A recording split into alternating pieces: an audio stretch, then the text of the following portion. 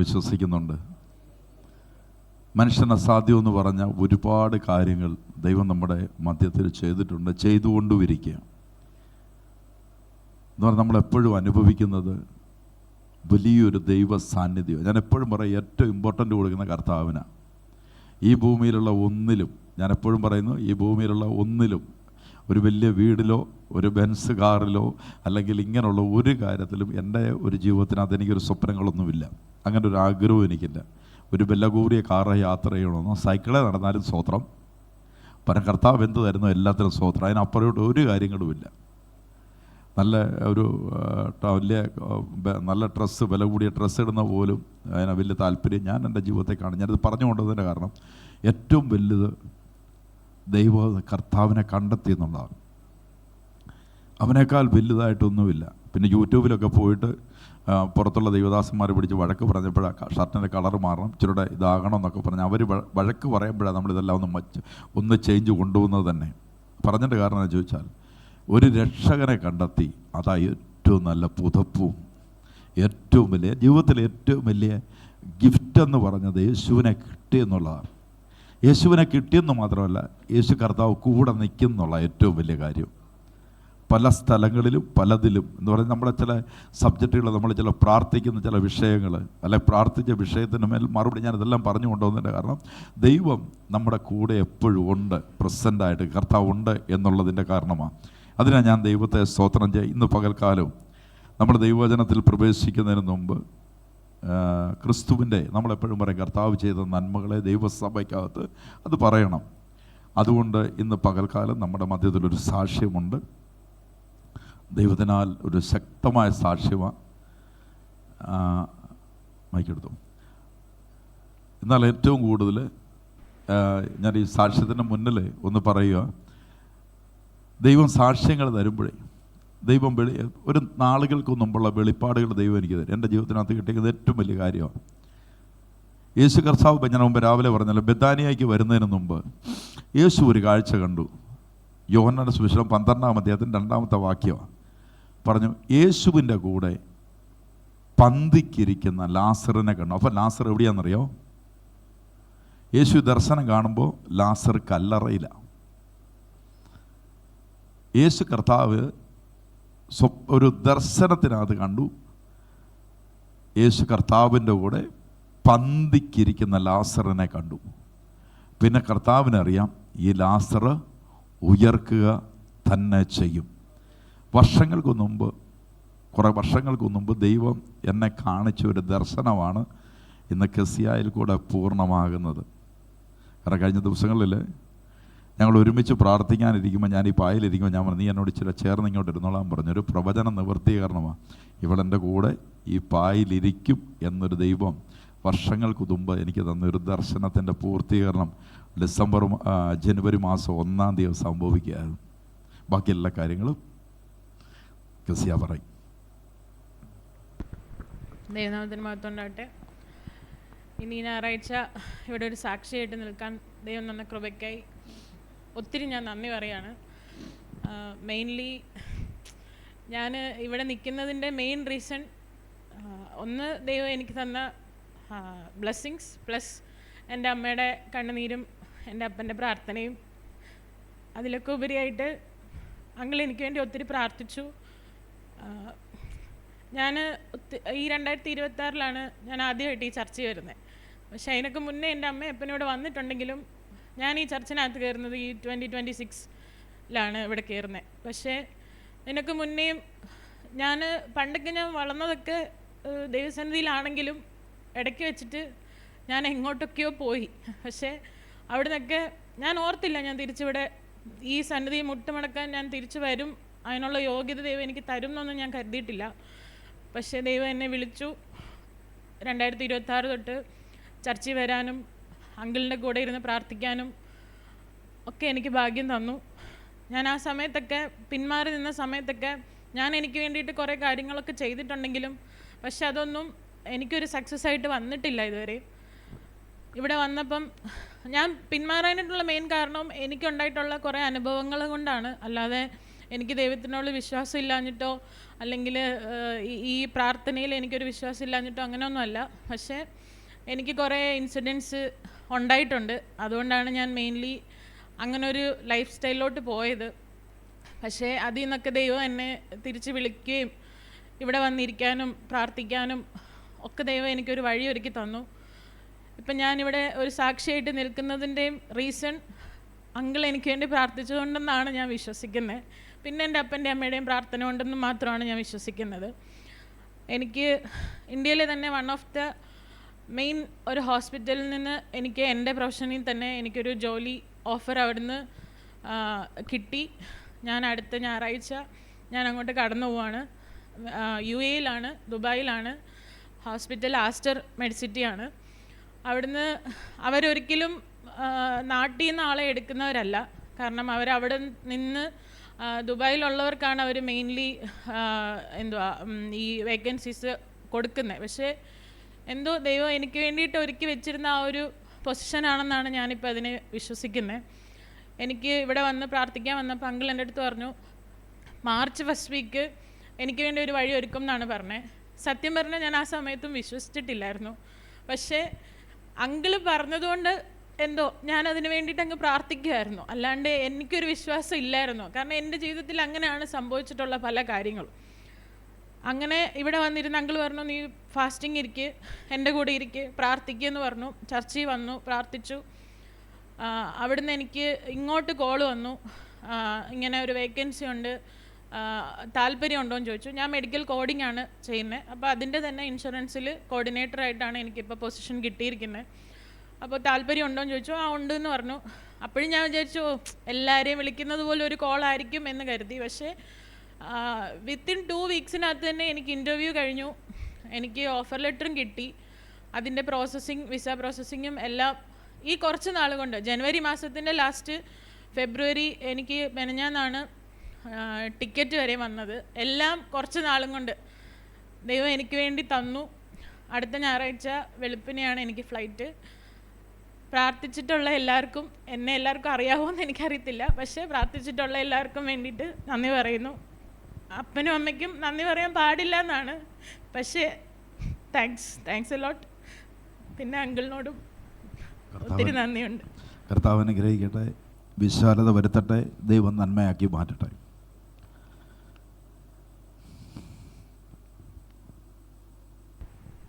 ദൈവനാമത്തിന് നന്ദി പറയുകയാണ്. കാരണം പറയാനാണ്, ഒത്തിരി സാക്ഷി പറയാനുണ്ട്. പക്ഷേ എന്നാൽ തന്നെ ഇവിടെ നിർത്തിക്കൊണ്ട് എനിക്ക് സാക്ഷി പറയേണ്ട ചില കാര്യങ്ങളുണ്ട്. അത് ഈ സഭയിലുള്ളവരോട് അറിയണം. അതിന് വേണ്ടിയാണ് ഞാൻ പറയുന്നത്. കാരണം ഇവിടെ ഞങ്ങൾ കഴിഞ്ഞ സെപ്റ്റംബർ തൊട്ട് ഞങ്ങൾ സെപ്റ്റംബർ 40 ദിവസത്തെ പ്രാർത്ഥന നടത്തി ഇവിടെ.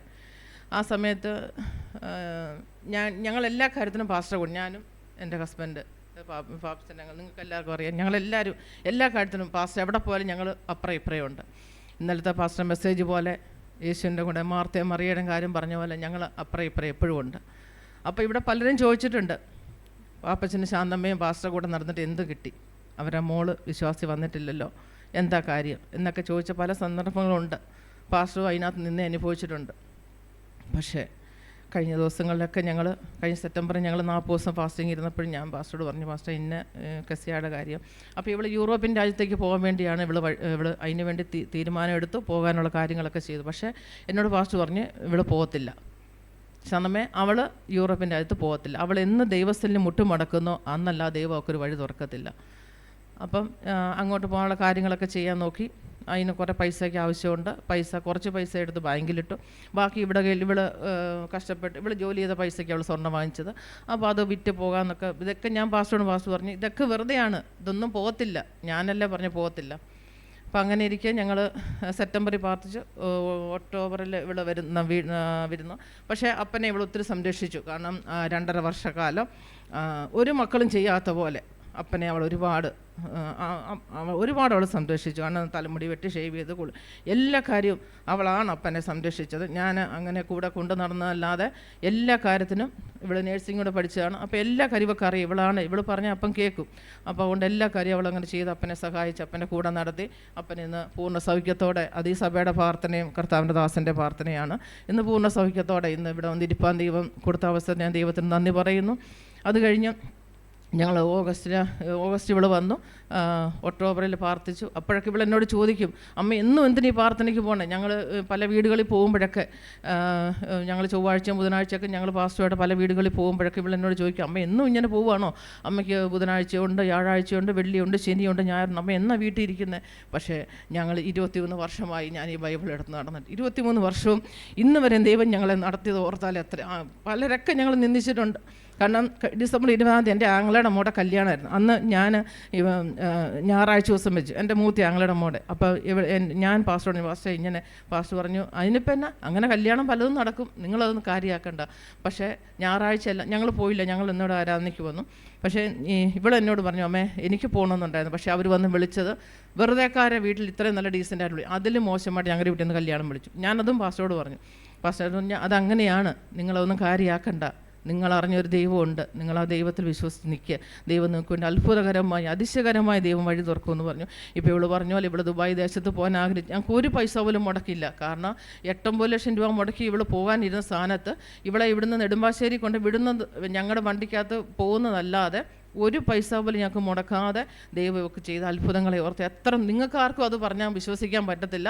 പക്ഷേ ഞങ്ങൾക്ക് ഒരു ഭയങ്കര അത്ഭുതകരമാണ്, അതിശയകരമായി ദൈവം. അത് വെച്ചാൽ ഈ സഭയെ വന്ന് ഇവിടെ എന്ത് കാര്യങ്ങളുണ്ടെങ്കിലും, ഇവിടെ എൻ്റെ ഇടയ്ക്ക് ഇവിടെ തൂത്തുവാരാൻ വന്നിട്ടുണ്ട്, മിറ്റം തൂക്കാൻ വന്ന്, എല്ലാം ഇവിടെ ചെയ്യാൻ, കസേര തൂക്കാനൊക്കെ ഇടയ്ക്കുള്ള വരും. അപ്പം ഞാനോട് ചോദിക്കുന്നു, നിനക്ക് എന്തെങ്കിലും താല്പര്യം തോന്നുന്നുണ്ടോ? അപ്പോൾ ഇല്ല, എനിക്ക് അങ്ങനെ ഒന്നും തോന്നുന്നില്ല, എനിക്കങ്ങനെ ഒരു കാര്യം തോന്നുന്നില്ലെന്ന്. പക്ഷേ ദൈവം കഴിഞ്ഞ ദിവസം പാസ്റ്റർ പറഞ്ഞ പോലെ കഴിഞ്ഞ ദിവസം ഞങ്ങൾ ഒന്നിച്ചിവിടെ ഇരുന്ന് പ്രാർത്ഥിപ്പാൻ ദൈവയുടെയാക്കി. ഞാനൊന്ന് പാസ്റ്ററോട് പറഞ്ഞു, പാസ്റ്റർ ചില കാര്യങ്ങളൊക്കെ ഞങ്ങൾ അങ്ങോട്ട് വിളിക്കും, പാസ്റ്റർ എന്നെ വഴക്ക് പറയാനുണ്ട്, ഒത്തിരി വഴക്ക് പറയാനുണ്ട്. കാരണം ചില ദിവസങ്ങളൊക്കെ ഞാൻ ആ പാസ്റ്റർ കാറിനകത്ത് മിക്കവാറും എൻ്റെ കണ്ണുനീര് കിടക്കും. കാരണം എന്നെ അതുപോലെ ഇട്ട് ചാടിക്കാറുണ്ട്, വഴക്ക് പറയണ്ട. അന്നേരം എന്നോട് പറയും, നീ അത് ചിന്തിക്കേണ്ട, അത് നിൻ്റെ അപ്പൻ നിന്നെ വഴക്ക് പറയുന്ന പോലെ ഞാൻ നിന്നെ വഴക്ക് പറയുന്നതെന്ന് പറയും. കാരണം അത് ചിലർക്കൊക്കെ അറിയാം, ഇവിടെ ജോജി പറഞ്ഞറിയാം, ഒക്കെ അറിയാം എന്നെ വഴക്ക് പറയുന്ന കാര്യങ്ങളൊക്കെ. പക്ഷേ എന്നാലും ചില കാര്യങ്ങൾ എൻ്റെ ഭാഗത്തിൽ തെറ്റുകളായിരിക്കും, എന്നാലും എന്നിട്ട് വഴക്ക് പറഞ്ഞാൽ എന്നോട് പറയും, ശാന്തമേ നീ പ്രാർത്ഥിക്കുക, നീ നന്നായിട്ട് പ്രാർത്ഥിക്കണം, തലമുറ വന്നില്ലെങ്കിൽ വലിയ മോശമുള്ള കാര്യമാണ്. നിങ്ങൾ ഇത്രയും എൻ്റെ കൂടെ നിന്നിട്ട്, നിങ്ങൾ ഇടത്തും വലത്തും എൻ്റെ കൂടെ നിൽക്കുന്നു, ഏത് സ്ഥലത്ത് പോകാൻ എവിടെ പോകാൻ നിങ്ങൾ എൻ്റെ കൂടെ നിന്നിട്ട് നിങ്ങളുടെ മക്കൾ കെസിയ വന്നില്ലെന്ന് പറഞ്ഞാൽ വലിയൊരു കഷ്ടം തന്നെ, അവൾ വന്നേ പറ്റൂ. അപ്പോൾ എന്നോട് പറഞ്ഞു അവൾ വരും, ശാന്തമ്മ ധൈര്യമായിട്ട്. അങ്ങനെ ഞങ്ങൾ ഡിസംബറിൽ ഞങ്ങൾ ഫാസ്റ്റിങ് പ്രാർത്ഥിച്ചു. അത് 26-ാം തീയതി തുടങ്ങിയ ഫാസ്റ്റിങ്, അത് എനിക്ക് ജനുവരി 4 വരെ അതുപോലെ പക്ഷേ ഡിസംബർ ഞങ്ങൾ ഫാസ്റ്റോട് പറഞ്ഞു, നീ ചർച്ചിൽ വരണം, നിനക്ക് ഇവളോട് കുറച്ച് ദൂത് കാര്യങ്ങളൊക്കെ പറഞ്ഞു. പക്ഷേ ഇവളൊരു എതിരും പറയാതെ ഡിസംബർ 31-ാം തീയതി ചർച്ച വരാൻ ദൈവം സഹായിച്ച അന്ന് മുതൽ ഈ നിമിഷം വരെയും വരാനും പ്രാർത്ഥനയിൽ ഇരിക്കുവാനും, അതുപോലെ എന്ത് കാര്യങ്ങളും ഇപ്പം ഞങ്ങളോട് ചോദിക്കുന്നതിനേക്കാൾ ഉപരിയായി അവൾ പാസ്റ്റങ്ങളെ വിളിച്ച് കാര്യം ചോദിക്കും. പക്ഷേ ഞാൻ എന്ത് ചെയ്യണം, എങ്ങനെയാണ് കാര്യങ്ങളെന്ന് ചോദിക്കാൻ ഒക്കെ ദൈവം ഒത്തിരി, എത്ര നന്ദി പറഞ്ഞാൽ ഞങ്ങൾക്ക് മതിയാകത്തില്ല. കാരണം എന്നാന്ന് ചോദിച്ചാൽ ഇവിടെ പറഞ്ഞ ഓരോ ദൂതുകളും കഴിഞ്ഞ ദിവസം പാസ്റ്റർ പറഞ്ഞു, ബുധനാഴ്ച 6 മണിക്ക് മുമ്പായിട്ട് അതൊക്കെ ഇവിടെ ചെയ്ത ഒത്തിരി അത്ഭുതങ്ങൾ ഈ സഭയ്ക്ക് നടന്നിട്ടുണ്ട്. പക്ഷേ ആരും സാക്ഷി പറയത്തില്ല. കാരണം എന്നാന്ന് ചോദിച്ചാൽ എന്താണെന്ന് എനിക്കറിയില്ല. പക്ഷേ ദൈവം ചെയ്ത അത്ഭുതങ്ങൾക്ക് എത്ര നന്ദി പറഞ്ഞാൽ എത്ര മതി വരത്തില്ല. കാരണം ഇന്ന് പകൽക്കാലം ഞങ്ങൾക്ക് ഒന്നിച്ച് സാക്ഷി പറയുവാനും ദൈവത്തെ മഹത്വപ്പെടുത്തുവാൻ ഈ ആലയത്തിൽ വന്ന് നിന്ന് ഞങ്ങൾക്ക് സാക്ഷി പറയാൻ ദൈവം തന്ന അവസരത്തിനായി ദൈവത്തിന് നന്ദി പറഞ്ഞു. അതുപോലെ ഞാൻ പാസ്റ്ററങ്ങളോട് ഒത്തിരി നന്ദി പറയുന്നു. കാരണം ഒത്തിരി വഴക്ക് കേട്ടിട്ടുണ്ടെങ്കിലും ഒത്തിരി എന്നെ വഴക്ക് പറഞ്ഞിട്ടുണ്ട്, ഓരോ കാര്യങ്ങൾക്കും എന്നെ വഴക്ക് പറഞ്ഞിട്ടുണ്ട്. പക്ഷേ അതിലൊക്കെ ഉപരിയായി ഇന്ന് സന്തോഷത്തോടെ നിൽപ്പാൻ ദൈവം തന്ന അവസരത്തിനായി ദൈവത്തിന് നന്ദി പറയുന്നത്. അതുപോലെ ആയുസ്സും ആരോഗ്യത്തോടെ ദൈവം നിർത്തി. കാരണം ഓരോ സ്ഥലത്തും ദൈവം ഇറങ്ങി വന്ന് പ്രവർത്തിച്ചത് എത്ര നന്ദി. ഞങ്ങൾ തിരുവനന്തപുരം ഹോസ്പിറ്റലിൽ മെഡിക്കൽ കോളേജിലെ കാരിത്താസിലൊക്കെ മരിച്ചു പോകുന്നു പറഞ്ഞ് മാറ്റിയിട്ട സ്ഥാനത്ത് കർത്താവിൻ്റെ ദാസൻ ഇറങ്ങി വന്ന് പറഞ്ഞു, എന്നോട് ശാന്തമേ നീ ധൈര്യമായിട്ടിരിക്കുക, മരിക്കത്തില്ല, ജീവനോടെ ഇരിക്കും, ഞാൻ കാണുന്നു. അങ്കിൾ സ്റ്റെപ്പ് ഇറങ്ങി ആലയത്തിൽ വന്നിരിക്കും, ഞാൻ കാണുന്നു.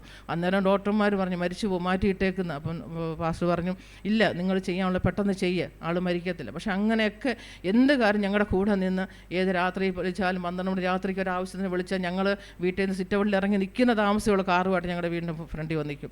അതുപോലെ എന്ത് കാര്യത്തിന് വേണ്ടി വിളിക്കും ഓടി വരികയും എടുക്കുകയും സഹകരിക്കുകയും പ്രാർത്ഥിക്കുകയും ചെയ്തു. പക്ഷേ പാസ്റ്റർ നിന്ന് കേട്ടിട്ടുണ്ട്, ഞങ്ങളും കേട്ടിട്ടുണ്ട്. പക്ഷേ എന്നാലും ദൈവസന്നി വിശ്വസ്തയോടെ 23 വർഷം ഞാൻ ഈ ബൈബിൾ എടുത്ത് നടന്നിട്ട് എന്നോട് ഇവിടെ ചോദിച്ചിട്ടുണ്ട്, അമ്മ എന്തിനാ എപ്പോഴും പോകുന്നത്, അമ്മയ്ക്ക് എന്തിനാ പോകുന്നത്? പക്ഷെ അതല്ല, എന്ത് പ്രശ്നങ്ങൾ വന്നാലും എന്ത് വന്നാലും ഇറങ്ങി ഓടി. ഞാൻ ചിലപ്പോൾ എന്നോട് വത്സമാൻ്റെ ചോദിച്ചിട്ടുണ്ട്, ശാന്തമ്മ എന്നെ ഈ തലപോലും ചെയ്യാൻ ഓടി വന്നിരിക്കുന്നത്. ഞങ്ങളുടെ വീടിൻ്റെ വാതൊക്കെ പാസ് വന്ന് നിൽക്കുമായിരിക്കും ഞാൻ ഇറങ്ങുന്നത്. അന്നേരം ഇറങ്ങി ഡ്രസ്സ് ഇട്ട് ഞാനങ്ങ് ഓടി ഇറങ്ങുക.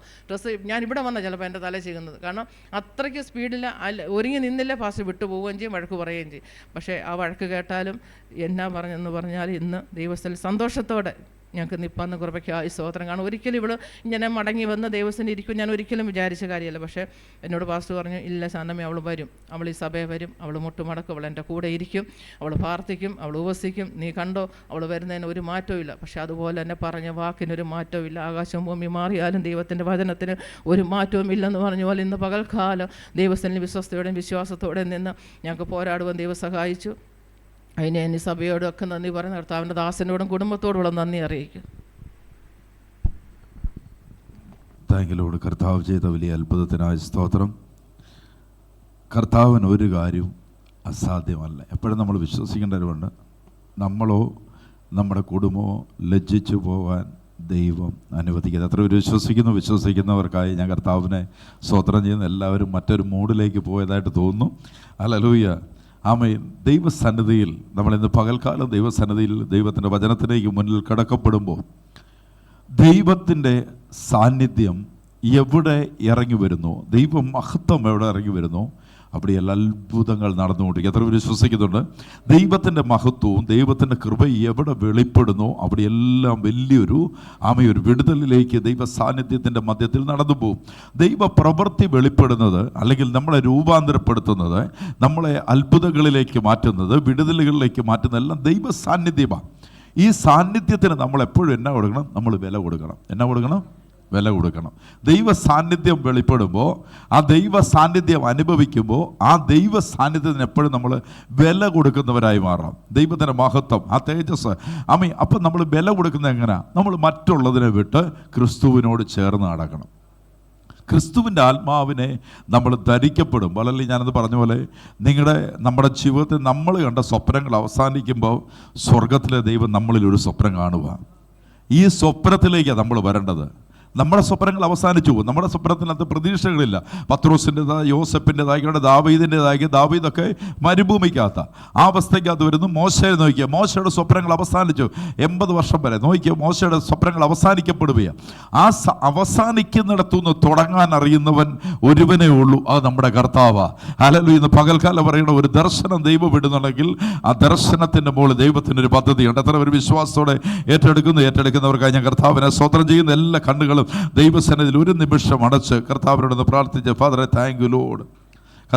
കർത്താവെ, ഇന്ന് അങ്ങയുടെ വചനത്തെ കേൾക്കുവാൻ, അല്ലെങ്കിൽ അങ്ങയുടെ വചനത്തിൻ്റെ മുൻപേ ഞങ്ങളെ പൂർണ്ണമായി സമർപ്പിക്കുക.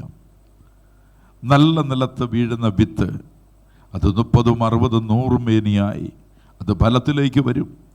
ദൈവത്തിൻ്റെ വലിയ ആ സാന്നിധ്യം ഇറങ്ങി അതിനെ ഫലപുഷ്ടമാക്കി മാറ്റുന്ന പോലെ കർത്താവെ, ഇന്നത്തെ വചനത്തിൻ്റെ മുൻപിൽ ഞങ്ങളെ തന്നെ പൂർണ്ണമായി സമർപ്പിക്കുന്നു. അങ്ങയ്ക്ക് ഒരു കാര്യവും അസാധ്യമല്ലല്ലോ അപ്പാ.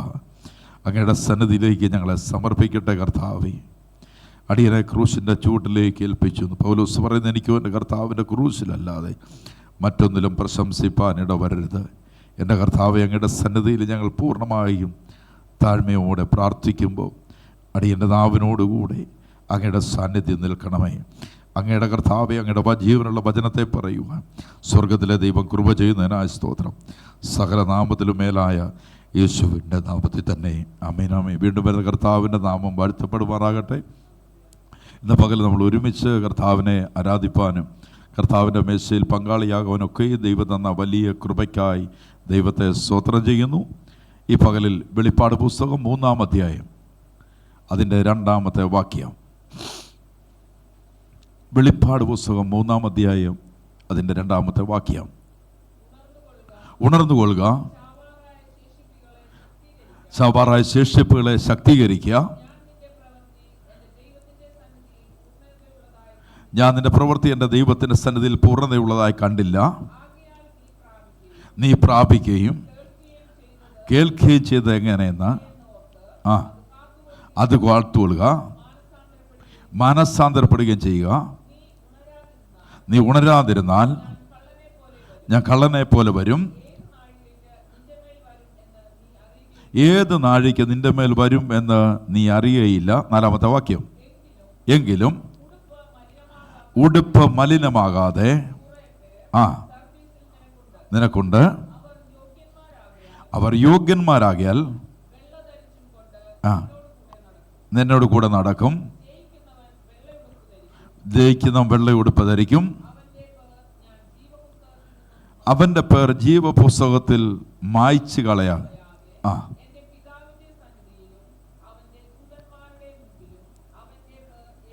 അവരുടെ മുൻപിൽ ഏറ്റുപറയും. അപ്പോൾ ദൈവവചനത്തിൻ്റെ അടിസ്ഥാനത്തെ നമ്മൾ അറിയണം. നമുക്ക് എന്തുണ്ടാകണമെന്ന് കർത്താവ് പറഞ്ഞത് മാനസാന്തരം. നമുക്ക് മാനസാന്തരം ഉണ്ടാകണം. ഇതിൻ്റെ തുടക്കത്തിനകത്ത് നമ്മൾ വായിച്ചു തുടങ്ങിയ 2ാമത്തെ വാക്യമല്ലേ, അത് ഉണർന്നുകൊള്ളുക. യെശയ്യാ പ്രവാചകന്റെ പുസ്തകത്തിൽ പറഞ്ഞു, നിന്റെ തേജസ് എന്ത് ചെയ്തിരിക്കുക, നിന്റെ മേൽ വന്നിരിക്കുക, നീ എഴുന്നേൽക്കണം, എഴുന്നേറ്റ് ചെയ്യണം, പ്രകാശിക്കണമെന്ന് പറയാ. ഇവിടെ പറയും ഉണർന്നുകൊള്ളുക, ചാവാറായ ശേഷിപ്പുകളെ എന്ത് ചെയ്യണം, ശക്തീകരിക്കണം. അപ്പൊ ദൈവം പറയുവാണ്, ദൈവം പറയുന്ന വാക്ക് നിങ്ങൾ ശ്രദ്ധിച്ചേ, ഞാൻ നിന്റെ പ്രവൃത്തി എൻ്റെ ദൈവത്തിൻ്റെ സന്നിധിയിൽ ഞാൻ പൂർണ്ണതയുള്ളതായി കണ്ടില്ല. അപ്പൊ ദൈവം നമ്മളെ ഉറ്റുനോക്കുന്നുണ്ടോ? ദൈവസന്നിധിയിൽ ഒരാൾ നിൽക്കുമ്പോൾ ദൈവവചനം പറയുന്നു, വിളിച്ച ദൈവം ആരാന്ന് പറയുന്നു, വിശ്വസ്തനാ. എങ്ങനെ പറയുക? കൊരിന്ത്യലേഖനം, കൂട്ടായ്മയിലേക്ക് വിളിച്ച ദൈവം വിശ്വസ്തനായ ഒരു ദൈവം. ദൈവം വിശ്വസ്തനാന്ന് പറയുന്നു. എന്നിട്ട് നിങ്ങളോട് ചോദിക്കുക, നിങ്ങൾ വിശ്വസ്തനാണോ? നിങ്ങൾ വിശ്വാസത്തിൽ തന്നെ ഇരിക്കുന്നു എന്ന് നിങ്ങളെ തന്നെ എന്ത് ചെയ്യാൻ പറഞ്ഞു? ചോദന ചെയ്യണം. നമുക്ക് ദിനം പ്രതി ഉണ്ടാകേണ്ട ഒരു സംഭവം എന്താണെന്നറിയോ? മാനസാന്തരവാ. അത് വലിയ അഭിഷിക്തന്മാരായാലും, കൈകൾ വെച്ച ഭൂതങ്ങൾ പുറത്തു പോകുന്നോ, രോഗികളെ സൗഖ്യമാവോ, മരിച്ചവരെ ഉയർപ്പിക്കുക, ആരാണെങ്കിലും ഇവരുടെ അകത്ത് എന്തുണ്ടാകണം? ദിനം പ്രതി ഒരു പുതുക്കം ഉണ്ടാകണം. ഒരുവൻ ക്രിസ്തുവിലായാൽ പുതിയ സൃഷ്ടിയാ. എപ്പോഴും നമ്മളിൽ എന്തുണ്ടായിക്കൊണ്ടിരിക്കണം? ഒരു പുതുക്കം ഉണ്ടായിക്കൊണ്ടിരിക്കണം. കാരണം എൻ്റെ പ്രവൃത്തിയെ നോക്കുന്ന ഒരുവനുണ്ട്, എൻ്റെ നടപ്പിനെ നോക്കുന്ന, എന്നെ ശോധന ചെയ്യുന്ന ഒരു തീക്കണ്ണ് എൻ്റെ മേലുണ്ട്. അവനും എൻ്റെ ദൂതന്മാരും എന്നെ കണ്ടുകൊണ്ടേയിരിക്കുന്നു. ഇവിടെ പറയുന്നു, ചാകാറായ ശേഷിപ്പുകളെ ശക്തീകരിക്കുക.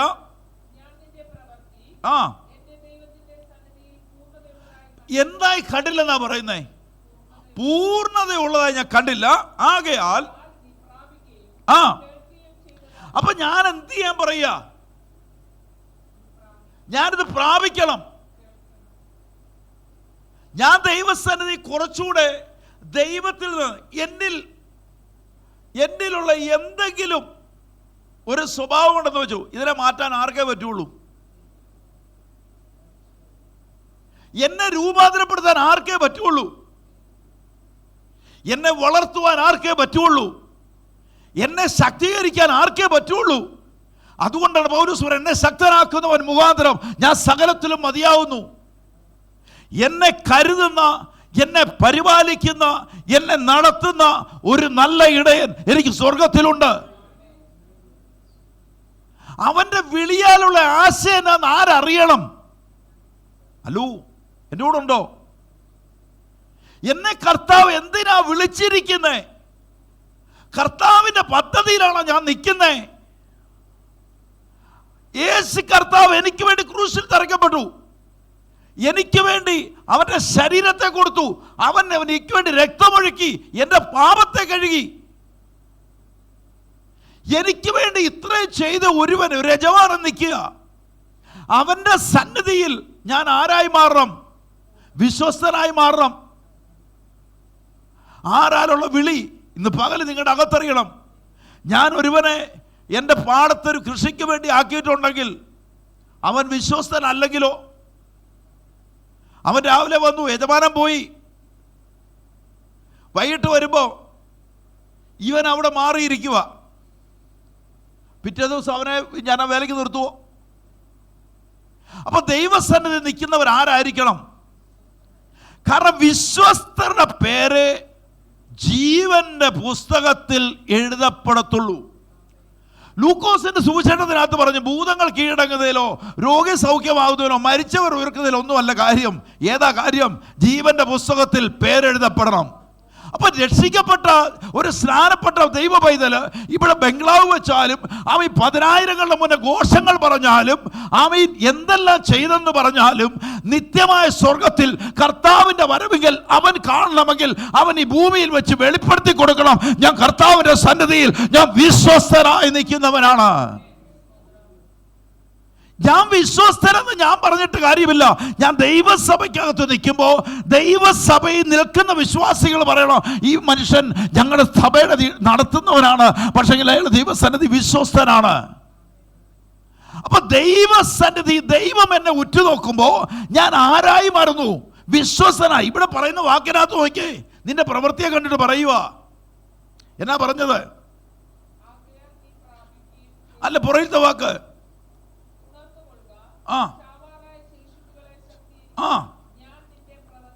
ഞാൻ. അപ്പൊ നോക്കുന്ന ഒരു ദൈവമുണ്ടോ? ജീവന്റെ പുസ്തകത്തിൽ നിന്ന് എന്റെ പേര് മാറ്റപ്പെടുന്നതിന്റെ കാരണം എന്നാ? എന്റെ പ്രവൃത്തിയാ. എന്റെ പ്രവൃത്തിയെ നോക്കുന്ന ഒരു ദൈവമുണ്ട്. ഇന്ന് പകലും ഞാൻ അറിയാം, വ്യക്തതയോടെ പറയാം, ദൈവസന്നിധി നീ വിശ്വസ്തരെന്ന് വെളിപ്പെടുത്തിയാൽ ദൈവം നിന്നെ വിശ്വസ്തതയിലേക്ക് ഉയർത്തും. യോസേപ്പിനെ വിളിക്കുമ്പോഴും ദാവീദിനെ വിളിക്കുമ്പോഴും ഇവരെല്ലാം ദൈവസന്നിധി വിശ്വസ്തരെന്ന് വെളിപ്പെടുത്തി കൊടുത്തപ്പോ ദൈവം വിശ്വസ്തനാന്ന് അവർക്ക് വെളിപ്പെടുത്തി കൊടുത്തു. പത്രോസിനെ സ്വർഗത്തിലെ ദൈവം തമ്പുരാൻ വിളിച്ചു വേർതിരിച്ച് പത്രോസിനെ കൊണ്ടുവന്നു. പത്രോസ് പറഞ്ഞു, യേശുവിനോട് പറഞ്ഞു, നിന്നോടുകൂടി മരിക്കാനും ഞങ്ങൾ തയ്യാറാണ്. യേശു കർത്താവ് വിളിച്ചിട്ട് നീ എൻ്റെ ആടുകളെ മേയ്ക്കുക എന്നൊക്കെ പറഞ്ഞു, എല്ലാം ഏൽപ്പിച്ചു. എന്നാൽ യേശുവിൻ്റെ മരണത്തിൻ്റെ മുൻപിൽ ഇടയനെ വെട്ടിയപ്പോൾ ആടുകൾ ചിതറിപ്പോയി. യേശു കർത്താവിനെ രക്ഷകനായി സ്വീകരിച്ചവൻ, യേശുവിനെ കൂടെ നടന്നവൻ പത്രോസ് അപ്പോസ്തലൻ ഇച്ചിരി പോകുന്ന പെങ്കൊച്ചുങ്ങളുടെ മുന്നിൽ യേശുവിനെ ചുറ്റി പറഞ്ഞു, ഒറ്റ കൊടുത്ത പോലെ പറഞ്ഞു, ശപിക്കാൻ തുടങ്ങി, പ്രാകാൻ തുടങ്ങി. യേശു വരെ ചേർത്ത് പിടിച്ചു. എൻ്റെ കർത്താവിൻ്റെ പ്രത്യേകത ഇതാ.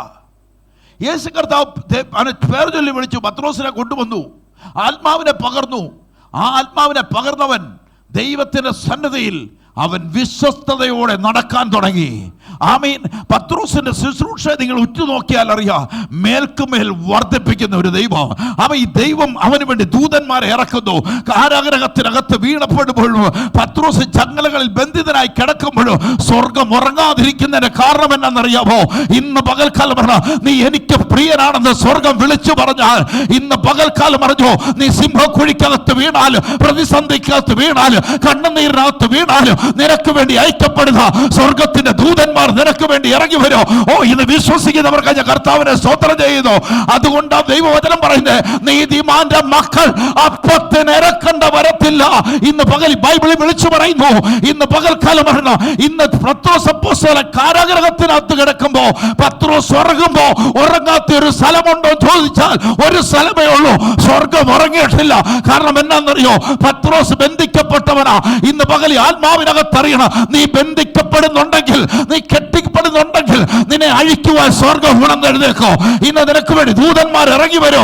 ഇന്ന് പകൽ നീ ഒന്നേ അറിഞ്ഞാൽ മതി, ഞാൻ ദൈവസന്നിധി നിൽക്കുന്നത് ഞാൻ വിശ്വസ്തയോടെയാ. ഓ, ഞാൻ നിൽക്കുന്നത് കർത്താവിന്റെ മുൻപിൽ, ഞാൻ നിൽക്കുന്ന വിശ്വസ്തനെന്ന് ഇന്ന് പകലിൽ വെളിപ്പെടുത്തി കൊടുക്കണം. ഹല്ലേലൂയ, ആമേൻ. ഇവിടെ പറയുക, നിന്നെ കുറിച്ച് പറയുമ്പോ ഇവിടെ പറയുന്നു, നിന്റെ പ്രവൃത്തി എന്നാന്ന് പറയുന്നു. ദൈവത്തിന്റെ സന്നിധിയിൽ ഞാൻ നിന്നെ നോക്കിയപ്പോ നീ എന്നാ അല്ല, അപൂർണനാ. ഒരു വീട് പണിതാൽ കയറി താമസിക്കണമെങ്കിൽ എന്നാ ആകണം? പൂർണ്ണത വേണം. അടുപ്പുകല്ലിടാൻ അധികം എത്തിക്കാൻ പറ്റത്തില്ല. ഫ്രണ്ടിലെ വാതിൽ വെക്കാതെ അടയാറവുള്ളതെന്ന് പറയാൻ പറ്റത്തില്ല, ഉറപ്പില്ല, കള്ളൻ കയറും. പക്ഷെങ്കിൽ ദൈവവചനം പറയുന്നു, നിന്നെ ഞാൻ നോക്കിയപ്പോ നീ പൂർണ്ണതയുള്ളവനല്ല. ആമേൻ. ഇന്ന് പകൽക്കാലം പറഞ്ഞ ജീവന്റെ പുസ്തകത്തിൽ പേരെഴുതപ്പെടണമെങ്കിൽ ആകയാൽ നീ പ്രാപിക്കുകയും നീ പ്രാപിച്ചതിനെ നോക്കണം. പരിശുദ്ധാത്മാവിനെ പ്രാപിച്ചത് നോക്കണം. പരിശുദ്ധാത്മാവിന്റെ ആത്മാവിന്റെ പ്രവൃത്തിയെ നോക്കണം. എവിടെയാ കിടക്കുന്നറിയോ? എടുക്കണ്ട. ഗലാത്യ ലേഖനം 5:22 വീട്ടിൽ ചെന്ന് വായിച്ചു നോക്കിയാൽ മതി. ഇതൊക്കെ ഉണ്ടോ എന്ന് നമ്മൾ ഇടയ്ക്കൊന്ന് നോക്കിക്കോണം. ബൈബിൾ പറയുക, നന്മ ചെയ്യുന്നതിൽ എന്ത് ചെയ്യരുത്? മടുത്തു പോകല്ല്. ഇവിടെ പറയുക, ആകയാൽ നീ പ്രാപിക്കുകയും. അതൊന്ന് ഓർത്തോണം. പ്രാപിച്ചതും കേട്ടതും ഒക്കെ ഒന്ന് എന്ത് ചെയ്യണം? ഇടയ്ക്കൊക്കെ ഓർത്തോണം. എന്നിട്ട് അപ്പൊ യേശു കർത്താവ് വന്നിട്ട് ഒരു കാര്യം പറഞ്ഞോളൂ. യേശു വന്നിട്ട് പറഞ്ഞു, നിന്നെ ഞാൻ വലിയവനാക്കാം, നിനക്ക് ബംഗ്ലാവ് വെക്കാം. ഇങ്ങനൊന്നും അല്ല കർത്താവ് പറഞ്ഞേ. ദൈവരാജ്യം സമീപിച്ചിരിക്കൽ എന്ത് ചെയ്യാൻ പറഞ്ഞു? അത്രേ ഉള്ളൂ. ബൈബിളിന് ഒറ്റ അടിസ്ഥാനമേ ഉള്ളൂ. എന്നാ ഉള്ളൂ? ബൈബിളിന്റെ അടിസ്ഥാനം നിന്നെ ഇവിടെ വലിയവനാക്കുന്നതല്ല, നീ മാനസാന്തരപ്പെട്ട് കർത്താവിന്റെ വരവെങ്കിൽ നീ യോഗ്യനായി മാറും. ബൈബിളിന് ഒറ്റ തീമേ ഉള്ളൂ. നിങ്ങൾ 10,000-ത്തെ നയിച്ചോ, കൺവെൻഷൻ നടത്തിയോ, ഈ സ്വോത്രകാഴ്ച, ഇതൊന്നും അല്ല യേശു പറഞ്ഞേ. നീ എന്താകണം? മാനസാന്തരപ്പെടണം. എന്തിനു വേണ്ടി? ജീവന്റെ പുസ്തകത്തിൽ നിന്റെ പേര് എഴുതപ്പെടും. എന്നാൽ നിന്റെ മക്കൾ ലജ്ജിച്ചു പോകാൻ ദൈവം അനുവദിക്കത്തുമില്ല. ദൈവസന്നിധിയിലെ വിശ്വസ്തത വെളിപ്പെടുത്തും. ഇവിടെ പറഞ്ഞു, മാനസാന്തരപ്പെടുകയും ചെയ്യുക. നീ ഇങ്ങനെ അങ്ങ് പൊക്കോട്ടെ, നാളെ രാവിലെ മാനസാന്തരപ്പെടാം. ഇന്ന് ഞാൻ ഇങ്ങനെയൊക്കെ ഉണ്ട്, നാളെ കഴിഞ്ഞ് മാനസാന്തരപ്പെടാം. ഇന്നൊന്ന് കിടന്നുറങ്ങാം, നാളെ രാവിലെ സഭയിൽ പോകും. കഴിഞ്ഞ ആഴ്ച പോയപ്പോഴും ഉണ്ടായിരുന്നു. ഈ ആഴ്ച ഞാൻ ഒരു തീരുമാനം എടുത്തിരിക്കുക. അടുത്ത ആഴ്ച ഞങ്ങളൊക്കെ പണ്ട് ഈ ഡിസംബർ 31 ഞങ്ങളൊരു തീരുമാനം എടുക്കുമായിരുന്നു. നിങ്ങൾക്കറിയത്തില്ലേ, അവക്കറിയാം എൻ്റെ ഒരു ചരിത്രം. ഡിസംബർ 30 തീരുമാനം എടുക്കും. ഇനി ഞാൻ സിഗരറ്റ് വലിക്കത്തില്ല. ഞാൻ ഇഷ്ടം പോലെ വലിക്കുന്നവനായിരുന്നു. ഇനി വലിക്കത്തില്ല, എല്ലാം മാറ്റി വെച്ചു. ഉള്ളത് രാത്രി ഓടിച്ചു വരെ കളഞ്ഞു. ഒരു 4 ദിവസം നടക്കും. 5-ാമത്തെ ദിവസം ഇതിൻ്റെ ഇരട്ടിയായിട്ട് അങ്ങ് ഇറങ്ങും. പക്ഷേ ഈ കർത്താവ് ഇങ്ങോട്ട് വന്നപ്പോൾ ഉണ്ടല്ലോ, ഒരു തീരുമാനം എടുക്കേണ്ടി വന്നില്ല, അത് തന്നെ മാറിപ്പോയി. ഇത് പകലി പരിശുദ്ധാത്മാവിൽ അറിയണം, ദൈവത്തിന്റെ കരം ഒരുവന്റെ മേൽ വരാൻ തുടങ്ങിയാൽ, ഒരുവൻ ക്രിസ്തുവിലായാൽ അവൻ പുതിയ സൃഷ്ടിയാ, പഴയതിനെ കഴിഞ്ഞുപോയി. അപ്പൊ ഇവിടെ ബൈബിൾ പറയുക, എന്താ പറയുന്നതിന് വാക്ക് നോക്കിയേ, നീ ഉണരാതിരുന്നാൽ ഞാൻ കള്ളനെ പോലെ വരും. ഏത് സമയവും കർത്താവിന്റെ വരവിനായി എന്ത് ചെയ്യണം? ഒരുങ്ങിയിരിക്കണം. എന്നിട്ട് പറയും, എങ്കിലും ഉടുപ്പ് മലിനമാകാത്ത കുറച്ചു പേരൊക്കെ ഉടുപ്പ് മലിനമാകാതിരിപ്പുണ്ട്. യെശയ്യാ പ്രവാചകന്റെ പുസ്തകത്തിനകത്ത് പറയുന്നുണ്ട്, ഇവിടെ ഭയങ്കര പ്രവൃത്തി നടന്ന ഒരാളെ കുറിച്ച് പറയാം. പുരോഹികളെ സൗഖ്യമാക്കുന്നു, ബന്ധനസ്ഥരെ അഴിക്കുന്നു, ഭയങ്കര പരിപാടി. അപ്പം ഈ താഴെ കിടന്ന ആൾക്കാരെല്ലാം ഓർത്ത് ഇവൻ അങ്ങ് മുകളിലോട്ട് പോയെന്ന്. നോക്കിയപ്പോഴത്തേ അവനും ഇങ്ങോട്ട് വരുന്നു, പാതാളം ആർപ്പ് വിളിക്കാൻ തുടങ്ങി. എന്നിട്ടൊരു വാക്കുക, നീയും ഞങ്ങളെപ്പോലെ ബലഹീനരായി പോയോ? ഇവിടെ തട്ട് പൊളിച്ചതോ, ഇവിടെ ബഹളം വെച്ചതോ, കൺവെൻഷൻ നടത്തി ഒന്നുമല്ല. ജീവന്റെ പുസ്തകത്തിനകത്ത് പേർ വരുന്നത് നീ വിശ്വസ്തനായി നടന്നു എന്നുള്ള സ്വർഗം നോക്കുന്നത്. എത്ര പേർ ആമയും പറയുന്നുണ്ട്? ആമയും പറയുന്നവർക്ക് ഞാൻ കർത്താവിനെ സ്വതന്ത്രൻ. അതുകൊണ്ട് പറഞ്ഞു, എങ്കിലും ഉടുപ്പ് മലിനമാകാതെ അവർ യോഗ്യന്മാരാകിയാൽ. ഇവിടെ കർത്താവിന്റെ വെള്ളഷർട്ടിട്ട കാര്യമല്ല ഞാൻ ഈ പറഞ്ഞുകൊണ്ട് വരുന്നേ. തേജസ്സിന്റെ വസ്ത്രം ധരിച്ചവരായി, മൂടുപടം മാറിയെടുത്ത തേജസ് വെളിപ്പെട്ട പോലെ നമ്മൾ ഈ തേജസ്സിന്റെ വസ്ത്രം ധരിച്ചവരായി, വെള്ള ധരിച്ചുകൊണ്ട് ആരുടെ കൂടെ? യേശുവിന്റെ കൂടെ. ഇവിടെ നടക്കണം. അവിടെ നടക്കുന്നത് നിൽക്കട്ടെ, ഇവിടെ യേശുവിന്റെ കൂടെ നടക്കണം. ആർക്കേ നടക്കാൻ പറ്റുള്ളൂ? പിടികിടുന്നവർക്ക് ഞാൻ കർത്താവിനെ സ്തോത്രം ചെയ്യുക. ഇവിടെ പറയുന്നു, അമ്മ എന്നോട് കൂടെ നടക്കുകയും ജയിക്കുന്നവൻ വെള്ള ഉടുപ്പ് ധരിക്കും, അവന്റെ പേർ എന്ത് ചെയ്യും? അവന്റെ പേർ ജീവന്റെ പുസ്തകത്തിൽ നിന്ന് മായ്ച്ചു കളയാതെ അവരുടെ ദൂതന്മാരുടെ മധ്യത്തിലും. ഇതായിരിക്കണം വീണ്ടും ജനിക്കപ്പെട്ട ഒരു ദൈവ വൈദ്യുതിലെ പ്രത്യാശ. അതുകൊണ്ട് ഇവിടുത്തെ പ്രവാസകാലം എങ്ങനെ ജീവിക്കണമെന്നാണ് പറയുന്നത്? ഭയത്തോടെ ജീവിക്കണം. യേശു വരും. എത്ര പേര് വിശ്വസിക്കുന്നുണ്ട്? എൻ്റെ നാഥൻ വരും. ഈ നാഥൻ വരുമ്പോഴാണ് ലജ്ജിച്ചു പോകുന്നേ. ഇന്ന് കർത്താവ് വന്നു കഴിഞ്ഞ് നിങ്ങളെല്ലാം അങ്ങ് പോയി, ഞാൻ ഇവിടെ ഇരുന്നേച്ച് രാവിലെ ഇറങ്ങി വഴിയിൽ പുതുപ്പള്ളിലോട്ട് ചോദിക്കുമോ? ദൈവദാസനെ സഭയിൽ ആരുമില്ലേ?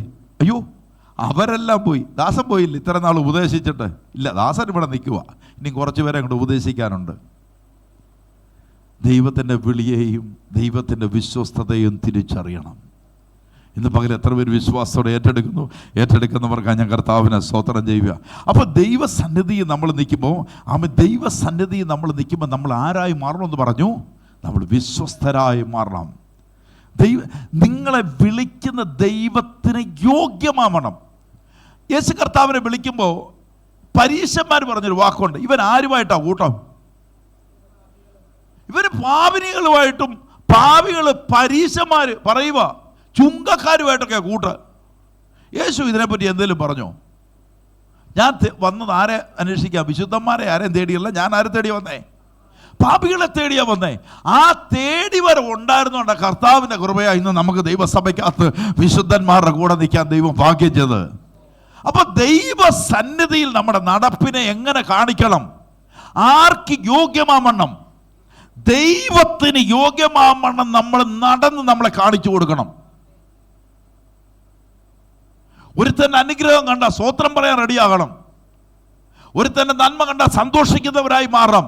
ഒരുത്തൻ്റെ മുറിവ് കണ്ട കിട്ടുന്നവരായി മാറണം. ദൈവത്തിൻ്റെ വിളിയെ ആര് തിരിച്ചറിയണം? നമ്മൾ തിരിച്ചറിയണം. മറ്റുള്ളവർക്ക് വേണ്ടി, നിനക്ക് വേണ്ടിയല്ല, മറ്റുള്ളവർക്ക് വേണ്ടി നീ ഇടുവിൽ പ്രാർത്ഥിക്കുന്നവരായി മാറണം. മറ്റുള്ളവർക്ക് വേണ്ടി കണ്ണുനീരൊഴുക്കുന്നവനായി മാറണം. ലാസറിന്റെ ഭവനത്തിൽ ചെല്ലുമ്പോൾ യേശുവിനെ കുറിച്ച് പറഞ്ഞു, യേശു കണ്ണീർ വാർത്തു. അത്രത്തോളം അവരെ യേശു സ്നേഹിച്ചിരുന്നു. അപ്പൊ ഇന്ന് നമ്മുടെ പകല് നമ്മൾ അറിഞ്ഞ് ദൈവസന്നിധി നമ്മൾ ആരായി മാറണം? ദൈവസന്നിധി വിശ്വസ്തരായി മാറണം. നമ്മൾ വിശ്വസ്തരാകുന്നതിന്റെ കാരണം എന്നാ? നമ്മുടെ പേര് ജീവന്റെ പുസ്തകത്തിൽ എഴുതപ്പെടണം.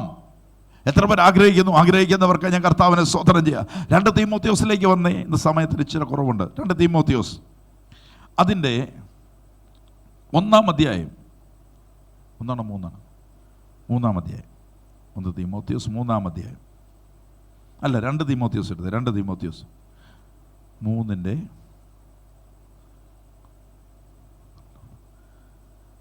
1-12 വായിച്ചേ. 1-12, 1-ാം അധ്യായം 12-ാമത്തെ. 2 തീമോത്തിയോസ് 1-ാം അധ്യായം.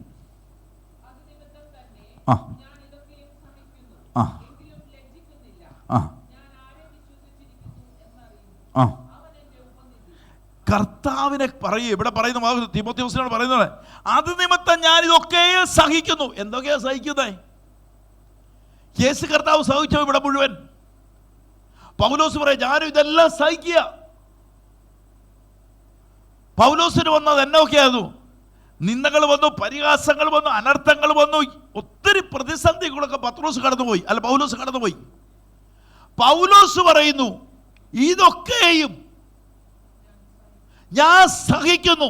എന്തുകൊണ്ടാ ഞാനിതൊക്കെ സഹിക്കുന്നു? എങ്കിലും ഞാൻ ലജ്ജിക്കുന്നില്ല.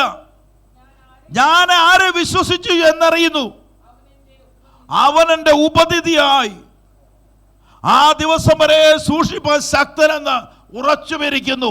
ഞാൻ ഇന്ന് അനുഭവിക്കുന്ന ഏത് കഷ്ടതയും, ഞാൻ ഇന്ന് അനുഭവിക്കുന്ന ഏത് നിന്ദയും, ഞാൻ അനുഭവിക്കുന്ന ഏത് പരിഹാസവും എൻ്റെ നാഥനോടുള്ള എൻ്റെ ബന്ധത്തെ ഉറപ്പിക്കുന്നതാ. അതുകൊണ്ട് എനിക്കൊരു കാര്യം, ഞാൻ ഇന്നിവിടെ എന്തെല്ലാം അനുഭവിച്ചാലും ഞാൻ എന്താകത്തില്ല, ഞാൻ ലജ്ജിച്ചു പോകത്തില്ല. കാരണം എനിക്ക് ഉപനിധിയായ ഒരു സ്വർഗത്തിൽ ഒരു ദൈവമുണ്ട്. എത്ര പേര് വിശ്വാസത്തോടെ ഏറ്റെടുക്കുന്നു? അത് കഴിഞ്ഞ് ദിനം പ്രതി ഞാൻ രൂപാന്തരപ്പെടുകയാ. ദിനം പ്രതി ദൈവസന്നിധി വിശ്വസ്തനാകാൻ നിൽക്കുകയാ. ഇവിടെ പറയുന്ന വാക്ക് നിൽക്കേ, ദിവസം വരെ സൂക്ഷിപ്പാൻ ശക്തനെന്ന് ഞാൻ ഉറച്ചിരിക്കുന്നു. പൗലോസ് പറയുന്ന വാക്ക് യേശുവിൻ്റെ അവിടെ നടന്ന സുഖമുള്ള നടപ്പാണെന്നോ?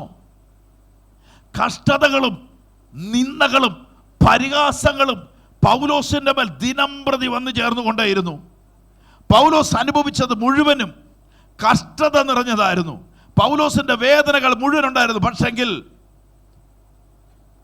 1-12 വായിക്കാവോ? 1-12 നമ്മൾ വായിച്ചേ. 3-12 വായിച്ചു നോക്കിയേ. അത് നിമിത്തം തന്നെ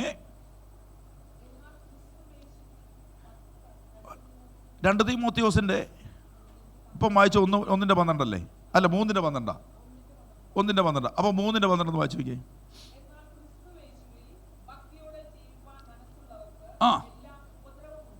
അതിന്റെ പുറകോട്ട് വായിച്ച, അത് നിമിത്തം തന്നെ ഞാൻ ഇതൊക്കെയും സഹിക്കുന്നു. അതല്ലേ ഒന്നാമത്തെ വാക്യം. അത് നിമിത്തം തന്നെ ഞാൻ ഇതൊക്കെ എങ്കിലും ലജ്ജിക്കുന്നില്ല. ആരെ വിശ്വസിച്ചിരിക്കുന്നു? യേശുവിനെ വിശ്വസിച്ചിരിക്കുന്നു. അതിൻ്റെ 3:12 വരുമ്പോഴോ അപ്പൊ കർത്താവിനെ, എന്നാൽ ക്രിസ്തു യേശുവിൽ ഭക്തിയോടെ ജീവിപ്പാൻ മനസ്സുള്ളവർക്ക് എന്നാ ഉണ്ടാവും? കണ്ടോ, ഈ ഭൂമി ആരാൽ പിടിക്കപ്പെട്ട് നിൽക്കുക? പിശാചിനെ വെച്ചിരിക്കുക. അതിന്റെ മധ്യത്തിലെ സ്തംഭുരാൻ നിന്നെ വിളിച്ചിരിക്കുന്നേ. എന്നതാ വെച്ചിരിക്കുന്നത്? നിന്റെ പേര് ശുശ്രൂഷ എന്നാ? പിശാചിനോട് കോംപ്രമൈസ് ചെയ്യാനാണോ? പിശാച് പിടിച്ചവരുടെ ബന്ധനങ്ങളെ അഴിപ്പാൻ. രോഗത്തെ കൊണ്ടിടുന്നതിന് പുറകിൽ ഒരു ആത്മാവുണ്ട്. ബന്ധനങ്ങൾ കൊണ്ടിടുന്നതിന് പുറകിൽ ഒരു ആത്മശക്തിയുണ്ട്. യേശു കർത്താവ് 1 യോഹന്നാനിൽ വന്ന് പറഞ്ഞു, പിശാചിന്റെ പ്രവൃത്തികളെ അഴിപ്പാൻ തന്നെ ദൈവപുത്രൻ പ്രത്യക്ഷനായി. ആരുടെ മേൽ പകർന്നു? ഈ ശുശ്രൂഷ നമ്മുടെ മേൽ പകർന്നു. ഈ പകരുമ്പോൾ നമ്മൾ ഈ ശുശ്രൂഷയ്ക്ക് ആരെതിർക്കും? ഇവിടെയാ നിങ്ങൾ അറിയണ്ടേ, ദൈവസന്നിധിയിൽ ഒരുവൻ വിശ്വസ്തയോടെ നിന്നാൽ ആരുവനെ അറ്റാക്ക് ചെയ്യാൻ തുടങ്ങും? പിശാചിന്റെ പുറകെ ചലിക്കപ്പെടാൻ തുടങ്ങും. അതുകൊണ്ടാണ് പൗലോസ് പറയുന്നത്, എന്നെ ശക്തനാക്കുന്നവൻ മുഖാന്തരം ഞാൻ സകലത്തിലും മതിയാകുന്നു. പിശാചിന്റെ പ്രവൃത്തികളെ അഴിപ്പാൻ ദൈവപുത്രൻ പ്രത്യക്ഷനായി. ഞാൻ ഇവിടെ ഓടുന്ന ഓട്ടം മുഴുവനും ഒരുവന്റെ മുഖം കണ്ടുകൊണ്ടാണെന്ന് പറയുന്നവർക്ക് ഞാൻ കർത്താവിനെ സ്തോത്രം ചെയ്യുന്നു. ആയിരുന്ന സമുദായങ്ങൾ, ആയിരുന്ന സ്ഥലങ്ങൾ വിട്ടെറിഞ്ഞു വന്നത് ഇവിടം കൊണ്ട് അവസാനിക്കാനല്ല, എനിക്ക് നിത്യമായ ഒരു സ്വർഗമുണ്ട് എന്ന് വിശ്വാസത്തിനകത്ത് ഉറച്ചിട്ട് വേണം. അപ്പൊ യേശു കർത്താവ് വരും, എന്നെ ചേർക്കാൻ വരുമെന്ന് അത് വിശ്വസിക്കുന്നവർക്ക് ഞാൻ കർത്താവിനെ സ്തോത്രം ചെയ്യുന്നു. പ്രതിസന്ധിയുടെ മുന്നിൽ, പ്രതികൂലത്തിന്റെ മുന്നിൽ നിനക്ക് വേണ്ടി ഇറങ്ങി വരുന്ന ഒരു സർവശക്തനായ ദൈവമുണ്ടെന്ന് പറയുന്നവർക്കായി ഞാൻ കർത്താവിനെ സ്തോത്രം ചെയ്യുന്നു. ഇന്ന് പകൽ നീ അറിയണം, നിന്നെ അനാഥനായി വിടാത്ത ഒരുവനേ ഉള്ളൂ. ഇന്ന് പകൽ പെറ്റമ്മ മറന്നാൽ ഞാൻ നിന്നെ മറക്കത്തില്ലെന്ന് പറഞ്ഞത് ഒരു കർത്താവ് മാത്രമേ ഉള്ളൂ. ഇന്ന് അവൻ എന്റെ രക്ഷകനെന്ന് ധൈര്യത്തോടെ വിളിച്ചു പറയുന്നവർക്കായി ഞാൻ കർത്താവിനെ സ്തോത്രം ചെയ്യുക. യേശു നിന്റെ കൂടെ നടന്ന, യേശുവിനെ ചാരി നടന്ന, യേശുവിന്റെ കൂടെ നിൽക്കുന്നവരിൽ ഇവർ പറയാ, ഒരു നന്മയ്ക്കും കുറവില്ലാതെ സ്വർഗം നിന്നോട് കൃപ ചെയ്യും. ഹല്ലേലൂയ. ഇന്നായിരിക്കുന്ന ദൈവത്തിന്റെ വാത്സല്യത്തിലാണ്. വെളിപ്പാട് പുസ്തകത്തിലേക്ക് വീണ്ടും ഒന്ന് മടങ്ങി വന്നേ. വെളിപ്പാട് പുസ്തകം നമ്മൾ വായിച്ച 3-ാം അധ്യായമല്ലേ? 3-ാം അധ്യായം 16-ാമത്തെ വാക്യം ഒന്ന് വായിച്ചേ. 3-ാം അധ്യായത്തിന് ആത്മാവ് സഭയോട് പറയുന്നത്, ചെവിയുള്ളവൻ കേൾക്കട്ടെ. 7-ാമത്തെ വാക്യം, വിശുദ്ധനും സത്യവാനും